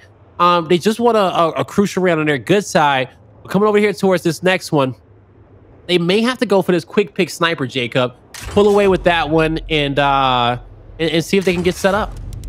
Got to give it up to Raver, though, in that situation as well. Instead of kind of going for the hill capture when he had all the position in the world, he knew he had the life lead. And you say it yourself, damage is currency. When you have all that money in the world, you just don't let the opportunity slip by. He stayed aggressive on the Hndles, and he got that first blood. Made his job easier to backtrack onto the neutral to cap it up in the first place, but the round will continue. They talked about the possibility of a quick pick coming through. It's actually the Pioneers who overstack this side of the map. It's also the Pioneers who lose 2 players early on. Oh, make that 3. Oh man, it's all bad. It's all bad. Ooh. PK, they're able to pick up 3. They're looking to get this one all tied up 3-3. As Xysho fighting for his life, he goes down. Player 4, he's running for E, and I think he makes it there in time, unless it's a trip cap. He makes it. Yeah, he makes it. Yeah, I felt like if they would have had all 3 players in the hill, it is all 4 there. Oh, they only had 2. They still got to fight one more time. The snipe is going to miss. 3v3 fight again. Acells with a big kill on Monkyz. Chaoz is just going to try to protect the sniper, reposition. The rest of his teammates had to fall to the Pioneers, kind of sacrifice themselves to make it back with that snipe. But they're going to have to fight another hill. They need to do it quick as they're darting the E. Hndles will make it up. 1v2 situation for him. He rotates around just to stay alive, stay alive as long as he can so his teammates can get positioning and fight for other things. He knew he was distracting 2 players. So the Pioneers, they take over F, they take over D, and when Hndles spawns up, he'll be right where he wants to be at his home hill. Yep, and you can already see the major shift. That was Precision, who was on one side of the map, and he knew his teammate was going to spawn up and be able to cover that position, so Hndles needs to be careful.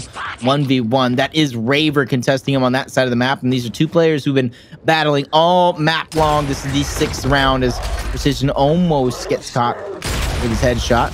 Almost again as Acells almost gets caught, so 2 narrow misses from Chaoz, but that gives up his positioning. Monkyz goes down, quickly revived back in as they continue to aggress forward on the side of the Pioneers. This could be a dangerous triple cap domination opportunity if the Pittsburgh Knights don't figure out a way to stay alive. Chaoz goes down, they try to push forward. Another down onto Dezonide. They're all being cleaned up. Opportunity for triple cap domination, barring any miracles. It's going to be all up to Raver. He's not going to be able to get the reset. He's not going to be able to get any eliminations, and the Pittsburgh Knights lose yet another round to the Kansas City Pioneers, who have a commanding 4-2 lead. One more round away from taking map number 3. And it's not just any round. That was a round which I felt like PK had most of the control over, right? I felt like they could have came away and won that one. But once that decap came, excuse me, once that decap came through at E, you just kind of saw them flood down low. They had to pick up 2 more players who sacrificed their life just so that the sniper can come out, right? So that the Pioneers didn't get that weapon. In the end, I gave the Pioneers the 2 heals in which they needed to slowly come back. And also you saw some big 1v1s being won at the top of the map from Hndles as well. So just everything played out well for them. The Knights, they just got to get better usage out of that power weapon. The split strategy coming through yet again. No quick pick for the sniper as the 2 players kind of putting themselves towards that back lane. Xysho surviving on the thread. He gets taken out by Dezonide. Shot grenades not allowing the Precision to escape, but he bot walked in. He gets 1. Xysho, it's a sacrifice that is much to success of Precision as he's able to get 2. Third player spotted in front of him, even 1 towards the flank. Precision now is just buying time, bouncing around as 2 heroes are captured. The point lead will ensue, and they spawn just in the nick of time to back down Raver. They're backing down Monkyz, but the Pittsburgh Knights, I don't know if they see Hndles. A great flank opportunity. He gets it. Mr. Krabs opportunity if nobody gets through, and a backtrack is going to come through. No, Dezonide making that smart and concise decision to break free toward that neutral. Yes, he did. Yeah, great shot coming out there from Monkyz, but you know, great isn't going to cut it there. Being between 2 members of the Pioneers, and look at the Pioneers set up on the mini map, folks. D hill, F hill locked in. Their backs to the wall. Everyone is in front of them. So with that being said, they have all their angles covered. The 1v1 will be on the flank side of the map. They got 3 players at the home hill of the Knights, and that's an uphill battle for them. That's about to break out. The incendiaries will hit, low splash damage, but won't connect. But ultimately, it will zone players out to the far right. That's going to help out the Pioneers. Lots of damage, but the damage quickly negated with the revives. That's a kill coming through for PK. They need to find 2 more to get this home hill back, and they will be able to with just 1 kill. The second in Xysho will get hunted down eventually. But in the end, it was Precision who went over to go cap the E hill, letting his team know that, hey, we still got 2. It's okay. Just play default.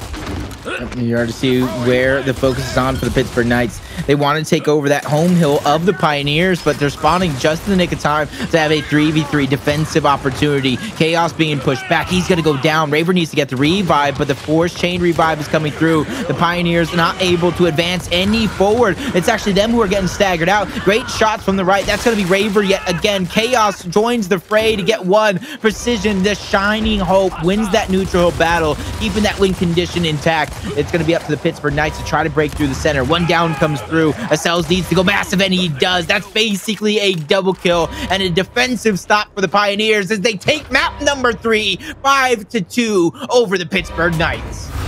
The Pioneers on what I feel is their best map in game mode. They showed us why once again. Even being down in certain instances, they were able to slow the pace and force PK to have to play their game, and that's exactly what happened. As the Pioneers is up 2-1 in this series. Precision, your match MVP. 18k damage, but look at the team as a whole, man. Just spread out evenly across the board. Now, to flip it, I can't say the same for the Knights. Shout out to Monkyz. He dropped the 20+ K bomb down low for his damage, but in the end, throughout 7 rounds, that's impressive. But, you know, he needed a little bit more output from the squad, and they wanted to take this map number 3. Yeah, it's just those big overall team moments that really kept putting them behind. And it's those big moments from Acells yet again. And you can't say enough, man. He's got stats comes through. He's very, very statistically elite when it comes to a lot of players in the Gears esports. But it's that clutch factor. It's those moments to where he's forced to get a multi-kill, sometimes 3 or more, to save some of these rounds. I think it's the defining factor and makes him one of the top players in our esports. I don't know how he does this so consistently, but that man is good for at least 1 or 2 clutches a map. All right, there's 1 or 2 clutches a map. You can count on him to really come through for you in the squad. But you know, those double kills that he comes out with, more times than not, you know, that puts this team in a big lead because they know exactly what to do with that man advantage. And that's one thing that I love about the Pioneers. As soon as they assess what the play is, you can see it in just their rotations, how quickly they execute it. They don't waste any time, rather if they're going to be a defensive squad, well, rather if they're going to play defensively or play offensively, you see those decisions happen right away in real time. And yeah, they was able to make the right decisions to take this map. But the series isn't over with just yet, folks, okay? We still got a control map in which we have to go to. The Knights, we'll see if they can get it done. I'm just hoping these little moments here are enough to keep the confidence alive in the Pittsburgh Knights, because we talked about the inconsistencies that have poured through and ailed this roster almost all split long. And they continue here in another map. Even though they show that they still can bang with the best, they still can be one of the elite teams once they're firing on all cylinders. It's just right now they haven't figured out the formula. They haven't figured out the blueprint in which they provides them the most success, which provides them the most amount of eliminations and hill time from it. So even though they're doing good here in this moment, 6-4, that map number 2 victory on to check out, that 4-point loss, keeping it close on Reactor, this Vasgar is going to be that momentum shift that I think piles it onto the Pioneers. So district control, it's going to be up to the Pittsburgh Knights to starting off hot. We see a lot of 3 up tops for that initial hill, but I would like to see the Pittsburgh Knights try to get the drop shot early on and then use it on this first hill. So that way, when it kind of respawns towards the second half, towards the second hill, they can utilize it a lot better. But it has been at least one of the things that I've watched throughout numerous matches. The Pittsburgh Knights, they do get the drop shot. That's not the issue, getting it in their hands. It's using it effectively. Multiple times I see Monkyz kind of toss it away. I see him get taken out before he's able to use it because he wants to save it for a bigger moment. But if you don't outlast your opponent to use it in that big moment, it's all for nothing. So not only getting the drop shot for the Pittsburgh Knights, but effectiveness is going to be something I'm looking for in this next map. Effectiveness is going to be key because you could time the power weapons right and you know, give up time on the hills to acquire them. But if you do nothing with them, then at the same time, you just put yourself even more behind and you have to play catch up against your opponent. So we'll be paying close attention to the power weapon usage in this map. But, you know, as I said, this cycle as a whole, it looked really good for PK. It's just that they are able, against a tougher opponent who are just as good on these maps. Okay. And so with that being said, as we head on over here towards district control, I think it is going to be PK's maybe best control map. You know, I personally feel anytime I see this map in a cycle with them, I'm like, they could win this. Okay, they got what it takes to really take this map and do it in a dominant fashion, no matter who they play up against. It's going to be indicative of that reactor control that we saw. 4 points, 4-point differential. That's how close I feel like this map is going to be. Yeah, you know, rightfully so. Both of these teams really kind of like to get aggressive. You're able to lock down the corner hills time and time again if you play your cards right. But just like I talked about the Pittsburgh Knights getting multiple drop shots in their hand and being able to kind of utilize it, Xysho always finds himself somebody on the Pioneers. I don't know if it's Jackal towards the back line, screaming loud and proud in the ear, these power weapons spawn. Because even though the timer is on the map, I still think it's very, very crucial if you can get that coach, you can get that extra voice in your head, because that way, even a minute ahead, you can kind of talk about, you can utilize and say, hey, if we don't get this push, we might have to set up, or hey, if we do get this push, we have an opportunity to kind of break free and set up to at least deny it, is so, so important of keeping your team focused, keeping the objective in mind, because it's not only the hill, it's not only the points is a major objective, positioning and getting those power weapons are two side objectives that are just as important in leading to your success. Yeah, they are two very, very important objectives out there. And, you know, it's great if you got a coach in who can keep that timer in your ear and, you know, he can look at all the players, you know, screens and say, hey, you're closest to it. Play for it. Sit back. Don't overextend. And it's great if you got someone to really kind of, you know, coach you like that in the heat of the moment. But when you don't, and you're just a 4v4 squad, what do you do? How do you not miss the power weapons? I personally say what we used to do is we used to just designate somebody to that role of tracking respawn timers, designating somebody to the role of calling numbers, you know, 2v3s, 3v4s, you know, that power weapon timers and, you know, players who just say, I got your help, you know, all of those make the game go a lot smoother, and, you know, in the matchup. So I'm pretty sure both these squads, they understand that very, very well. And they are always keeping their hands on that back button, you know, looking at the timers, looking at their teammates' positioning, and giving some great key callouts. Yeah, I like the way you said that. Just saying or hearing that in the back of your head, whether you're aggressive or you're in a tight situation, just trying to survive. Hearing "I got your help" from your teammate. Bro. It's such a short phrase that makes such an impactful play, but it also gives you as a player confidence. Okay, I got some help. I can get away with something here. Is to talk about 3 straight up tops from each one of these teams, wanting to get the early points on towards the hill, but it's gonna be Monkyz and Xysho battling out for the drop shot in the middle. Ooh, a cross from Chaoz. Yeah, towards mid-map. He's gonna Monkyz will get that the power weapon here towards mid-map. I want to say they got these two players marked. Do they use the drop shot here? Monkyz just moves up with the pistol. I think that is the right play. Yep. And now they just have to collect on time, and they're gonna back up because they know the most important spawn in which they want for this hill is gonna be Pergola's side. And that's why you see Acells as he's waiting for his teammates to spawn. He was the only one alive, so he wanted to work for something and be proactive on the map just to be annoying and stop his opponent's next play. Yep, and late rotation does come in. That's going to kind of give them an opportunity onto this hill, but Monkyz waiting in the wings for an opportunity to strike with that drop shot. I talked about the effectiveness. He misses yet another one. Luckily for them, they have about a 20-point lead. Dezonide yet another down onto Hndles, so it's not too much of an impact. It's not too much of a blunder just yet, but those begin to add up throughout the course of a game. They do add up over time, man. That one kill can go such a long way. Now, for the Knights, it ultimately will not make a big difference in this play. They didn't lose no members after the drop was missed. They still acquired the heal, and they're keeping their positioning. So they have to cut back, clear out this spawn side of the map. Acells is at the back end of it. They're gonna have to gut him out of that one because he ain't going back. He ain't going out without a fight. As Hndles is fighting at the forefront of the hill, he's able to pick up one, and next hill will be coming through. This is where the Pioneers is going to sit back and play this one slow. Yep. Pittsburgh got that spawn, so it's going to be contested by Raver. The other team is going to use Raver's contestation there to kind of maneuver around the map. You see one player, Dezonide, trying to take that middle portion, which there you see the drop shot is going to be up. Shout out J-Ribs for finding pointing that one out. 15 seconds is all it's going to take. And this is where with 16 seconds left, it's going to spawn up, I do believe, around 45. They got to make that decision depending on what's going down on the field. You see a flank coming through from Dezonide to try to alleviate the pressure onto the drop shot of when to use it and how to use it. You already see one big miss coming out. And oh my God, that's another big miss by Dezonide. Now the drop shot's cleaned up. Oh no. Drop shots picked up. As these players move into juice, PK is looking to clean up as they will be able to pick up 2 kills there. Now, as this hill is going to be like at a stalemate, you need to start thinking about next in just a second again. So just drop shot usage across the board has just been like so-so, but that would have got him a double. Would have got him a double, would have got them hill time.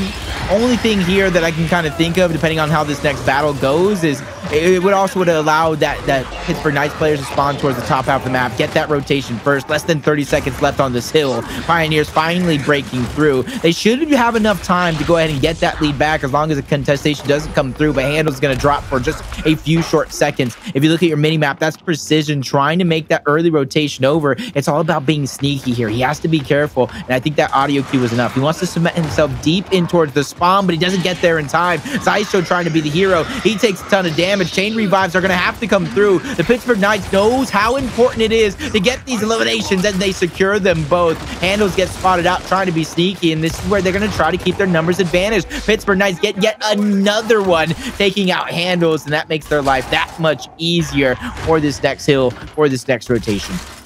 Yeah, Hndles had a little miss side roll. I think he wanted to just kind of wrap shot that. He had enough damage to possibly get a chunk. But that's a thick piece of cover to kind of wrap shot around. It's really not the most ideal one. But the Pioneers, as they're set up mid-map, no power weapon for a while. But one thing that's most important for them is just being kind of set up for, well, not set up for next. You still got a lot of time on this last hill that you'll see the Knights finally back up and start accumulating some points. The Knights also have the lead. But you see that they're playing more for the fight to the Pioneers. But I'm more impressed that the Pioneers are able to bait them out this hill. Right? They got them moving around. They don't got them set up. They just gave up the spawn. Player 5 is on a pinch. You know, Pioneers are slowly inching their way up into this hill.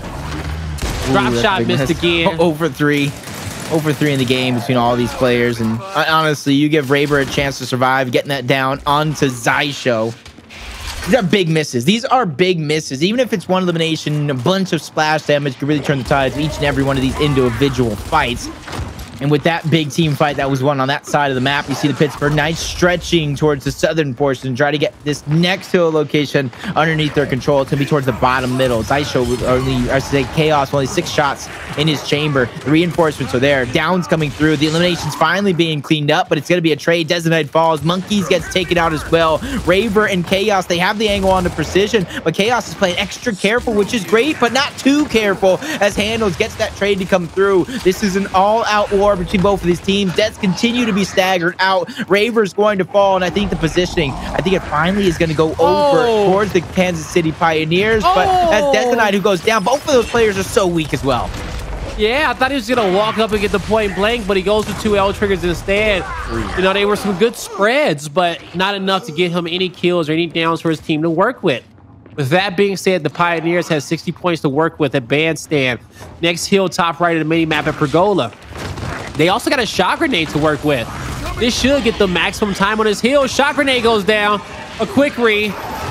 There's the shock at the front of the stairs. Does it protect them? It will.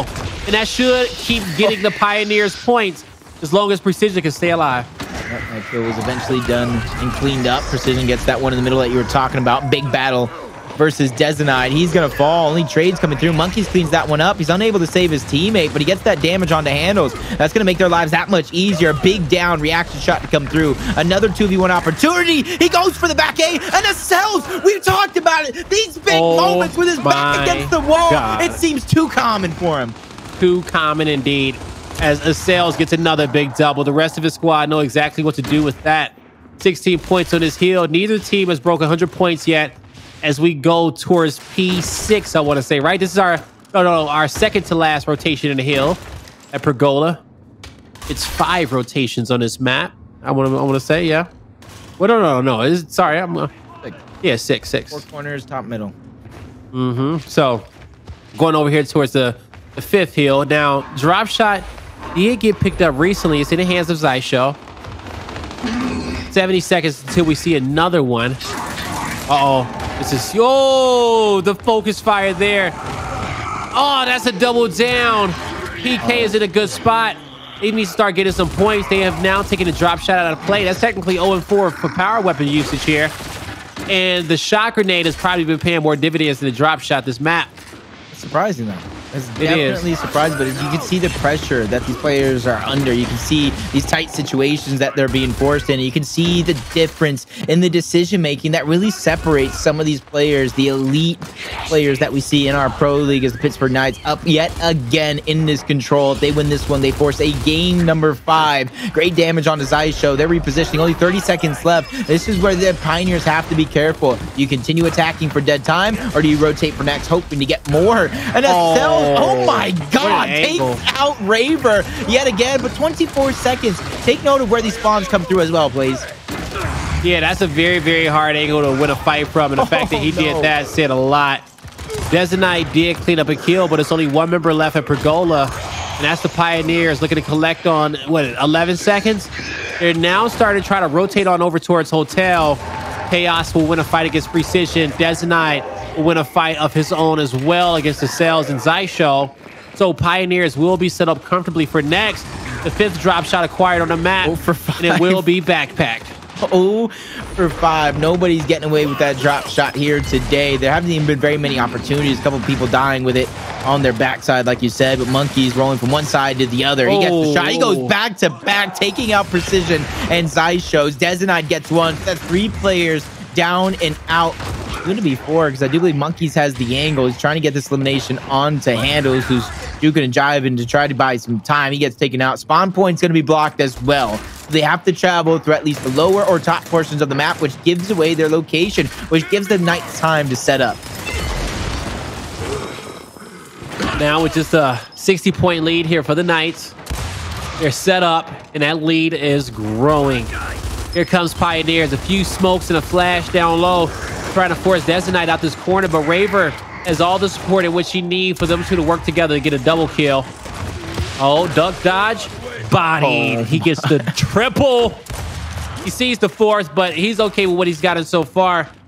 He's just going to collect on the rest of the time in his hill, and that should put them past 200. Yep. And this is where we start to end in the ending portions of the game. Xysho, talk about the player to watch. #1 KDA in the league, just not having the best time of his life here. And this is where it is going to get interesting. They're going to be setting up towards the top half of the map first. They have the cross from Acells and a player deep in towards the spawn that is going to be Hndles. Making sure nobody sneaks by, making sure nobody flanks. But Raver's waiting for that moment. He's getting watched. So Raver versus Acells is the key matchup in the middle of the map. Chaoz is about to find him an angle as he left his fight against Hndles, trying to help his teammates, tagging a few heads. But you see how he cuts back because he knows Hndles going to be looking for him. But with him being marked, he had to use that flash to get back up, and he won't. Instead, you get crossfire from Acells to help out Hndles. Talk about the teamwork and the communication from the Pioneers there in that moment to be able to put themselves in a comfortable spot without having to win this big 3v3 fight over here at the cinema. Hndles has the drop shot this time around. Kind of waiting. This is going to be the perfect moment because if they can solidify a defensive stop here, they're only a few short seconds away. Hndles going down. Luckily for him, he's not putting it to use just yet. Oh, 4-6 plays. I don't know if we're cursing them or maybe they just don't have enough practice with that weapon. We just called it. Called it right. That's all. You just called it right in the beginning. And, you know, I don't think it's a curse. You just spoke facts. And they are both having a hard time with getting the best, usage out this drop shot. Now, the Knights, as they have just a 65-point lead, in the late game, that's a lot for them. We're about to go down towards arcade. The Knights will be set up already. That flash won't connect, but that shot will. That shot will as well. And they will get the down, the back row. The save isn't coming through. Chaoz took the wide angle. Oh, no. No, my miss. But Raver's here. Can he win the fight? He's going to hit a few shots there. Backing up. Shock on the ledge. Gonna stop anyone from being able to sit there and shoot over, but not stopping him as much as he was hoping. But ultimately, the hill will be contested. There's a fight breaking out mid-map. Eliminations come to Dezonide. A big rock, 14 kills, 21 assists so far. He's not afraid to get his hands dirty. There was a flash to kind of get one angle obsolete here. He continues to kind of bait and switch with Raver. Communication and teamwork has to be on point. Monkyz gets it down out the window. Acells makes him pay. Continuing on with that flank, though. The damage to the backside, holding his Lancer out. That is going to be a successful stop and a much needed one as well for the Pioneers. 50 seconds up for grabs. This 50 seconds, I don't think they're going to get all of it, is going to put them within reach of the Pittsburgh Knights. Oh, boy. The Pioneers know how important this 50 is, as they're also knowing how important this drop shot is going to be as well. But we'll figure out if this one will connect when it gets picked up. Dezonide with some long-range shots has helped take down 3 members of the Pioneers, now make it a 4th. Monkyz with a drop in hand. 28 seconds left on this hill. The Pioneers will also spawn on this side of the map, and that's probably the most problematic thing for them, that they have to rotate all across towards ATM. They also got to force Dezonide to use a drop shot sooner rather than later. And I think shocks are coming up too soon for them. I'm just thinking in my head, 0-for-6 so far. Better late than never to start having some effective drop shots. And for the Pittsburgh Knights, Monkyz has a huge impactful weapon in his hands, and he finally connects with one, making his job that much easier. Precision gets caught out. That's going to be a double kill for Monkyz. Lands a shot, but he has to reposition. He is getting chased down, but reinforcements are there. Xysho goes deep, but he goes too deep as he gets taken out.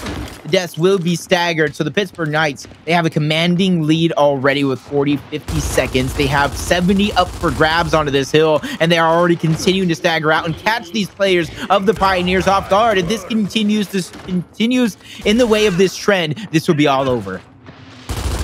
That's what it's seeming like, that is going to be the trend, unless the Knights can find another gear in this map to kind of shift into, because they got a long road ahead and they need to get a body on this hill. So they know that these two players down low at Cinema need to work together very quickly to find this kill.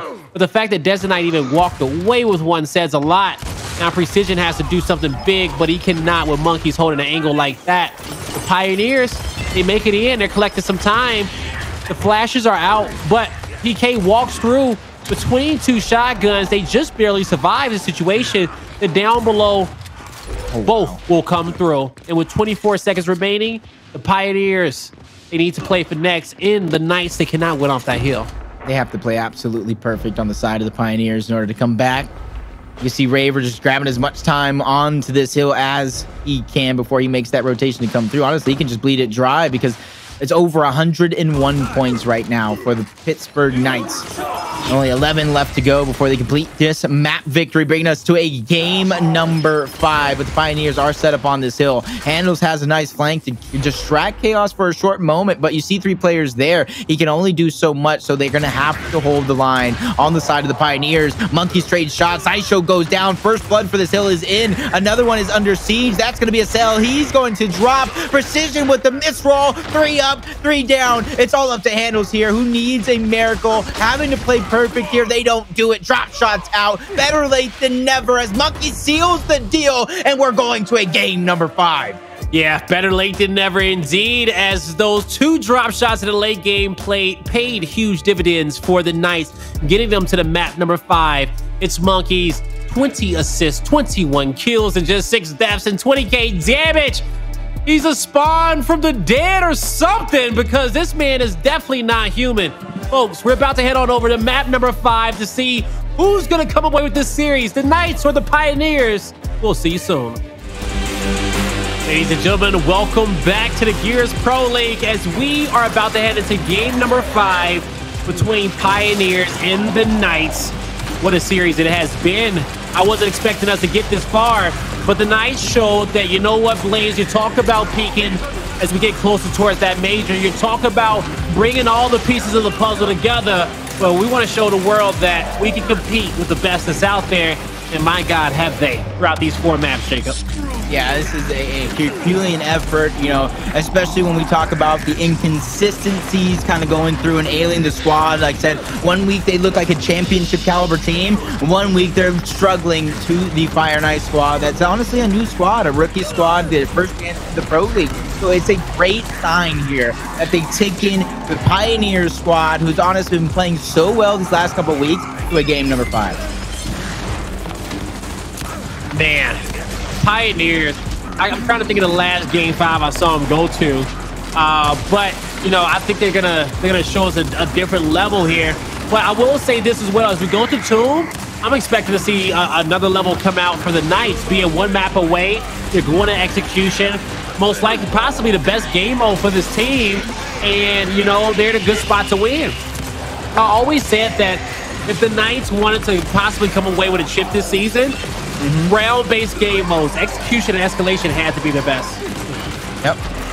And honestly, it's a scary thought that season after season, they're just continuing to be an elite team in our league and always be just 1 step away. And honestly, I think, and I feel like a broken record saying this, Blaze, I think this is the season. This is the season that we're going to have a Latin American champion. I think it's only in due time. Yeah, all right. We'll see if that's true or not, you know? Not up to me. We'll see if it's true or not. Hey, you know, if we see it, man, I will be so happy that a Latin American team was able to hoist the trophy for the first time. It just comes down to what squad that's going to be, and that's always been a question which we kind of asked ourselves, who is it going to be? And we've always said, you know, we had the high hopes for the Knights. Now Noble's leading that forefront. Rebel's making a strong case for themselves as well. But that's the major. Right now in this series, the Knights, they gotta get past Tomb execution us to really start having a more in-depth conversation about which LATAM team can possibly come out and win this major next week. Yeah, it's still, even after today's results, I feel like a few things are going to shift with some of these rosters. Obviously, not no members going to different teams, but when it comes to overall strategy, I think things are going to switch up a little bit. I think they're going to fine tune some things, especially over that Thanksgiving break. So once we hit December, man, first of all, it's Christmas month, and who doesn't love Christmas? But somebody's going to be gifted a chance of over $50,000 going to first place alone. And that is definitely going to be a Christmas present that a lot of these players are going to be fighting tooth and nail for. Yeah, that'd be a lot of holiday cheer for the first place team if they could walk away with that one just in time for Christmas. That'd be a great feeling. But you got to get it done, and you need to stay focused because we got some time to the major, but it's not a lot of time. So matches like these are super important. We're paying a lot of close attention to them just to see if, you know, who is going to be the better squad here in this matchup. Yep. Only one can hope it's them. But so far, anytime you think the Pittsburgh Knights are going to kind of go out, it started with that checkout execution map to where they've kind of brought themselves back. A 4-second loss could be make or break for some of these teams. It could really deflate you. It could really begin to kind of eat at you and kind of really bring the worst upon you in your decision making. But for the Pittsburgh Knights, it's done the total opposite. It elevated their gameplay, allowed them to breathe, and it really allowed them to take control in the second control map here on District. So hopefully for the Pioneers, they have sort of a pitcher's mentality. You might have given up a big run, but it's the bottom of the ninth. You cannot give up just yet. You cannot give up any more scores for them on the side of the Pioneers to come through. It's 6 rounds in order to be victorious. A possible 11 going down to the wire in our game number 5. So endurance is definitely going to be key as well. Endurance is going to be key indeed. And speaking of breathing, I hope my lungs let me breathe for this map number 5, because it's about to be exciting as both these squads are about to enter war to see who's going to come out on top. Neither wants to lose. The Pioneers are just trying to climb up in the rankings. They don't want to lose to the Knights, and the Knights got something to prove. 2 kills going down on the side of the Pioneers. Acells tried to make something happen, but now it's a 3v1 with precision. The last one left alive, and he's going to have to deal with a sniper and multiple members here of the Knights. And he's just constantly getting spotted out. Peppered up from the side. That's going to be Chaoz, who knows he doesn't have to overstep there.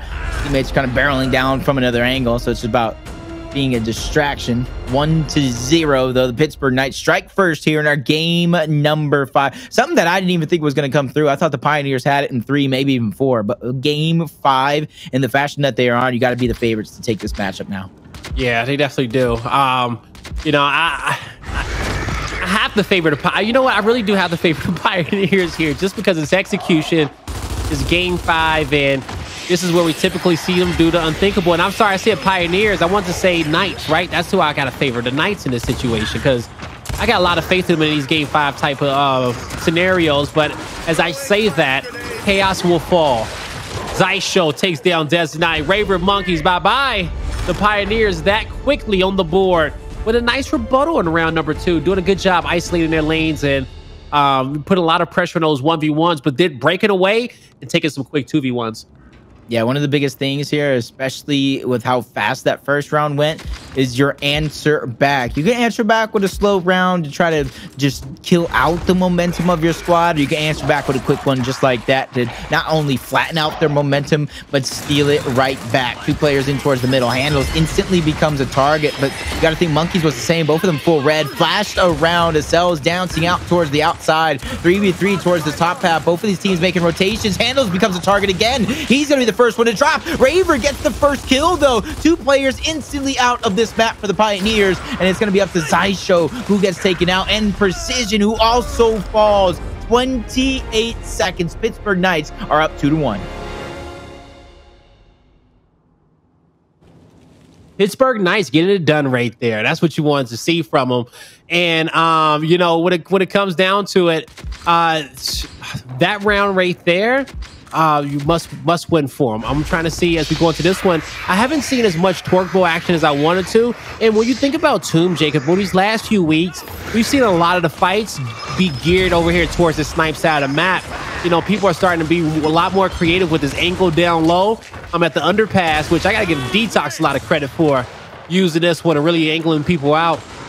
Now, as you see, the Knights able to find a kill there towards middle. They get 2 in total. And now they will find themselves a third. Precision is left by himself once again. And now you got to ask yourself, Jacob, how does the Pioneers want to be able to change up their strategy going up into this this next round? I think they may lean a little bit towards the bow side, you know, shock out the sniper. Yeah, I feel like they should, because that was a strategy that we've seen very, very early on in the life of Tomb. It was torque bow focused, maybe 1 player going over there, 3 players in towards the middle. Then it kind of shifted to where you can run a 2-2, try to get the early damage on the torque bow player, and then trust your 1v1 guy to kind of finish that one off. But very recently, we've seen a very heavy 4 middle focus, maybe a 1v1 towards torque bow, maybe at that. But I would like to see the Pittsburgh Knights. You have Precision down there. You know how deadly he can be in these situations. Kind of focus on over, but We're gonna do that same old song and dance that 4 players from both of these teams in towards the middle. Precision gets shocked out, so he's not able to make a sneaky play. Acells gets first blooded yet again by Raver. Hndles just trying to survive in this situation, but the angles aren't there. He actually gets mantled over the top, almost gets taken out by Monkyz as the last man standing yet again is Precision, and he's gonna fall almost instantly. 27 seconds, 1 second quicker than the last. 4-1, the Pittsburgh Knights are looking to take control of not only this map, but the entire series with a victory. Man, PK, you guys, you have to be on the edge of your seat. They have absolutely turned up in these last 2 maps of the series.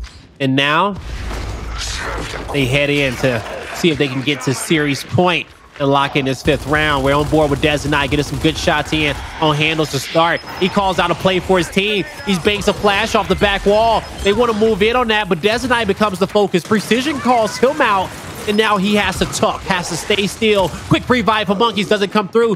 Dezonide, he is going to be the next target. He has to watch his left, but Precision gets the angle in which he needs. The Pioneers just need 1 more kill. They shall get it to get their 2nd round here in map number 5.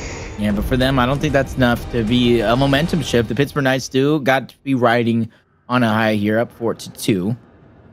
So it's going to take a lot more than that. I like how they were able to turn things around without switching up the strategy. That shows that they have the confidence to continue on, the confidence to turn things around. But sometimes you need to throw out a different strategy in order to keep your opponent guessing. But already kind of looking at it where these players are running down, nothing's going to switch up too much other than Acells picking up that shot grenade, getting it early on that side of the map.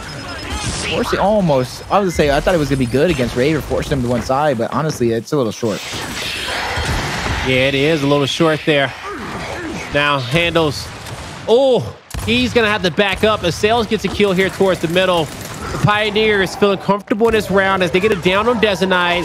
Chaoz moves in between 2, and Monkyz is gonna be scurrying for his life, but it's not much in which he can do as he comes back. He gets 2. Oh my god. Imagine he gets away.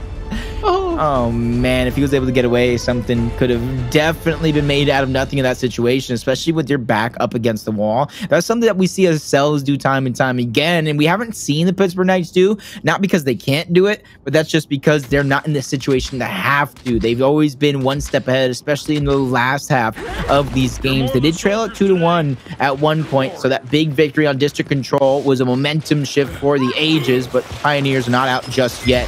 Acells just throwing flash as deep as possible. Early damage, he's becoming a focal point. Raver's trying to solidify the elimination, and he goes down. Big first blood by Acells. Big shots on the Monkyz. They're looking to get another one underneath their belt. 4v2. Dezonide's going to drop. Now it's all up to Chaoz, and he's going to pop 4-4. We're all tied up here on game number 5. Bro, we were just like 1 round away from PK having their foot on the Pioneers' throats, right? Like, they had their hand there, right? They were about to, you know, strangle them out, you know, PG-13, but actually rated M for mature. You guys all know y'all shouldn't be here if you ain't 18 plus. But, you know, like, after these last few rounds, they have been able to relieve some of that pressure, get back into this series, but now all that pressure is on the Knight's shoulders because it's like, can we close out? We're about to find out. Great shots there. Yep. Now, as Acells is looking to move back, that shot grenade is going to stop him from being able to move out towards the right. But can he get saved? No, he cannot. But the Knights may need some saving down low. They need some pressure here towards the middle with that down from Xysho. On Xysho, multiple players were able to spring out 1v1 though. It was a big trade there between both of those players. Such playing risky. Oh man, it's scary there. I didn't think Xysho was going to get around the cover, but both of these players are going to reset. Upper hand has to go to Xysho. He has a little bit of the high ground. He has the angle. If Raver tries to escape, he's going to give up some damage. He just wants to fight. Like, Raver just wants Xysho to peek. And he's trying to do it on his terms. So he does a little movement, cuts back, trying to see if he can get some shots. See if he can time Xysho off the reload. Maybe get him to jam his gun or something. Which, I don't think Xysho jams his gun too often, but... because that's still a thing, folks, and you know, if you're where you jam your gun, it's almost muscle memory at this point. Yeah, we don't talk about it. We don't even look up at that side of the screen when we're reloading. So when you jam, it's almost like a surprise. You know, he has to get things now. He didn't get him. A blunder. Now he has to fight. He has to commit, Jacob. A beautiful L trigger. Two good shots. Another better one. Wait, Raver knows exactly what he has to do. This is not a good fight for Xysho. Oh. Oh, the Knights get the series point. What a crazy ending there of that round number 10. Raver, Xysho, two of our top damage dealers throughout the night. And look at the replay. He let it all hang out right there, Raver did. He let it all hang out. He doesn't even grab the frag grenades. He up-A's off the cover, goes directly into the face of Xysho on Xysho's right hand, Blaze. That wasn't just about, that was Xysho's right hand. That was the part. That part. Might as well call him Daddy Raver at this point. Yeah, he was tucked on his left hand. That was a terrible spot for Raver. He should have won that, but as we're in this round, another down for Raver. He's turning up. Multiple downs come in for the Pioneers. Multiple kills cleaned up, 3v2. But can they take out Hndles over the top? They won't be able to. Misroll, the cleanup. And we're going to a round 11 in this map number 5. Chat, blow it up. Who you want to win? What an insane series this has been, but it's about to conclude here in this round 11. This is where switching up those last bit strategies, you see the focal point is in the middle. Hndles on one side and possibly Chaoz on the other. They become a big target for that damage, trying to get that early down to come through. But he has to be careful, because if he goes down, the chances, the hope and dreams of the Pioneers are all out the window here. And we have an up top. We have an audible coming through for the Pittsburgh Knights. Frag grenades in the hands of Dezonide. He has a cross on the top. Hndles is getting angled out from multiple players. He's going to survive for now, Blaze. If he goes down, that's the worst thing that could possibly happen. But this sniper needs to get protected. Acells thought about going for the quick pick, but they got two Lancers looking at him. But look at the power weapons that were acquired by the Pioneers. They got bow, they got shocks as well. The shock is gold. What a nade! He gets one. Main advantage to Pioneers, but they got to worry about the bow. He didn't have that nade. Xysho would have definitely got that revive, but talk about a man advantage. That's going back on over to nobody as Monkyz gets taken out. Acells is trapped in the middle. They have to make short work of this, but he gets one. Acells got two. Acells got both of them in round number 11. The Pioneers escape with a victory. The Pioneers get it done. Acells once again with Tocha here. He's good for 2 clutches per map. And he chose to bring one out right there in the round 11 with the big double kill. He let you know with both his fingers right there. Your MVP. What a series this was. The Pioneers, they always find a way to close it out, Jacob. Oh my God, I still can't believe it up until that moment. That big 2v1 or big plays, I should say, by Raver in that situation to really clutch up the 1v2 and the way that he did it on the right hand. And then you follow it up with Acells. You can see what was going down. The Pittsburgh Knights, they had the 1v2. They had them trapped around a pillar, but instead of taking their right hand together, they split up. They go on 2 different sides. And when you give Acells a moment, if you give Acells 2 different 1v1 situations, no matter if it's for a full minute or a blink of an eye, just like you saw, he will make you pay. And that's why he's leading the charge. I think could make the case for MVP at the regular season. Yeah, he could. He could for plays just like that one, man. All right. In a pressure situation, he went huge when his team needed him the most. And that's something we see him do time and time again. That's big Raul for you, all right? Coming out with the big kills, looking for those big checks every 3 months. He's looking to cash in again here in 2 weeks, and we'll see if they can. But, you know, coming off a series like that, that just gives the Pioneers more confidence in themselves, knowing that, hey, no matter what situation in which we're in, we can win the series, okay? We want you guys to know that at home, all right? They're winners, all right? We let you know multiple times. And, you know, now I'm happy to see what they're going to do going forward. Yeah, those are those moments right there that I'm not going to say it's like a wake-up call, but you realize that some of your tricks aren't necessarily there. Like I said, the players getting targeted into the middle. It kind of started with Hndles there. They got to be able to figure out a way to survive in these situations. Being able to adapt and pull it back is absolutely massive for the Pioneers. And I'll never say it enough. If Acells isn't on a max contract right now, you guys put him as a franchise player. Do whatever you got to do on the side of the Pioneers to keep that man. Yeah, you have to, bro. Happy. Get him room service, whatever you have to do. He better make him an Uber Eats order at the end of this one. Perpetrate, I see you out there. Get him some Uber Eats after this. Oh, to lose like Oh man, this was a hard fought series for the Knights. Like, they needed this one. They did. And, you know that they can contend with the Pioneers now. You know, it went down to the final round, but it's still an L at the end of the day, right? Yeah. It's still an L at the end of the day. It still didn't get closed out. They hit a 4-1 lead in this map to do so, Jacob, okay? A 4-1 lead, and they just could not get it done. But I love their strategies, and I love their switch up towards later rounds, right? So you can always see that the Knights are thinking. You can see how proactive they are. They're switching it up, and they're trying their best not to play into the Pioneers game and forcing them to have to just, you know, switch up their strat every round. But it works for the Knights, right? Now, the Pioneers, they just have such great communication. They do a great job adjusting out of their base. In the end, both teams did a great job just making countless adjustments towards their opponent to beat them. And it was really a chess match when you go back and look at it all the way down to this last round. But the Pioneers showed that, you know, they're just a little bit smarter.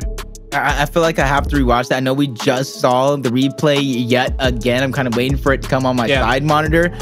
But if I saw that correctly in that 1v2 for Acells, he had a rotation coming through. I do believe it was Xysho trying to help him. Yeah. Xysho had a shotgun out. Xysho was not dishing out any of the damage. It looked like that was just a straight up Acells dominating his opposition. And this is why we talk about this Pioneer squad building onto a dynasty. When things just look rough, they still pull out victories.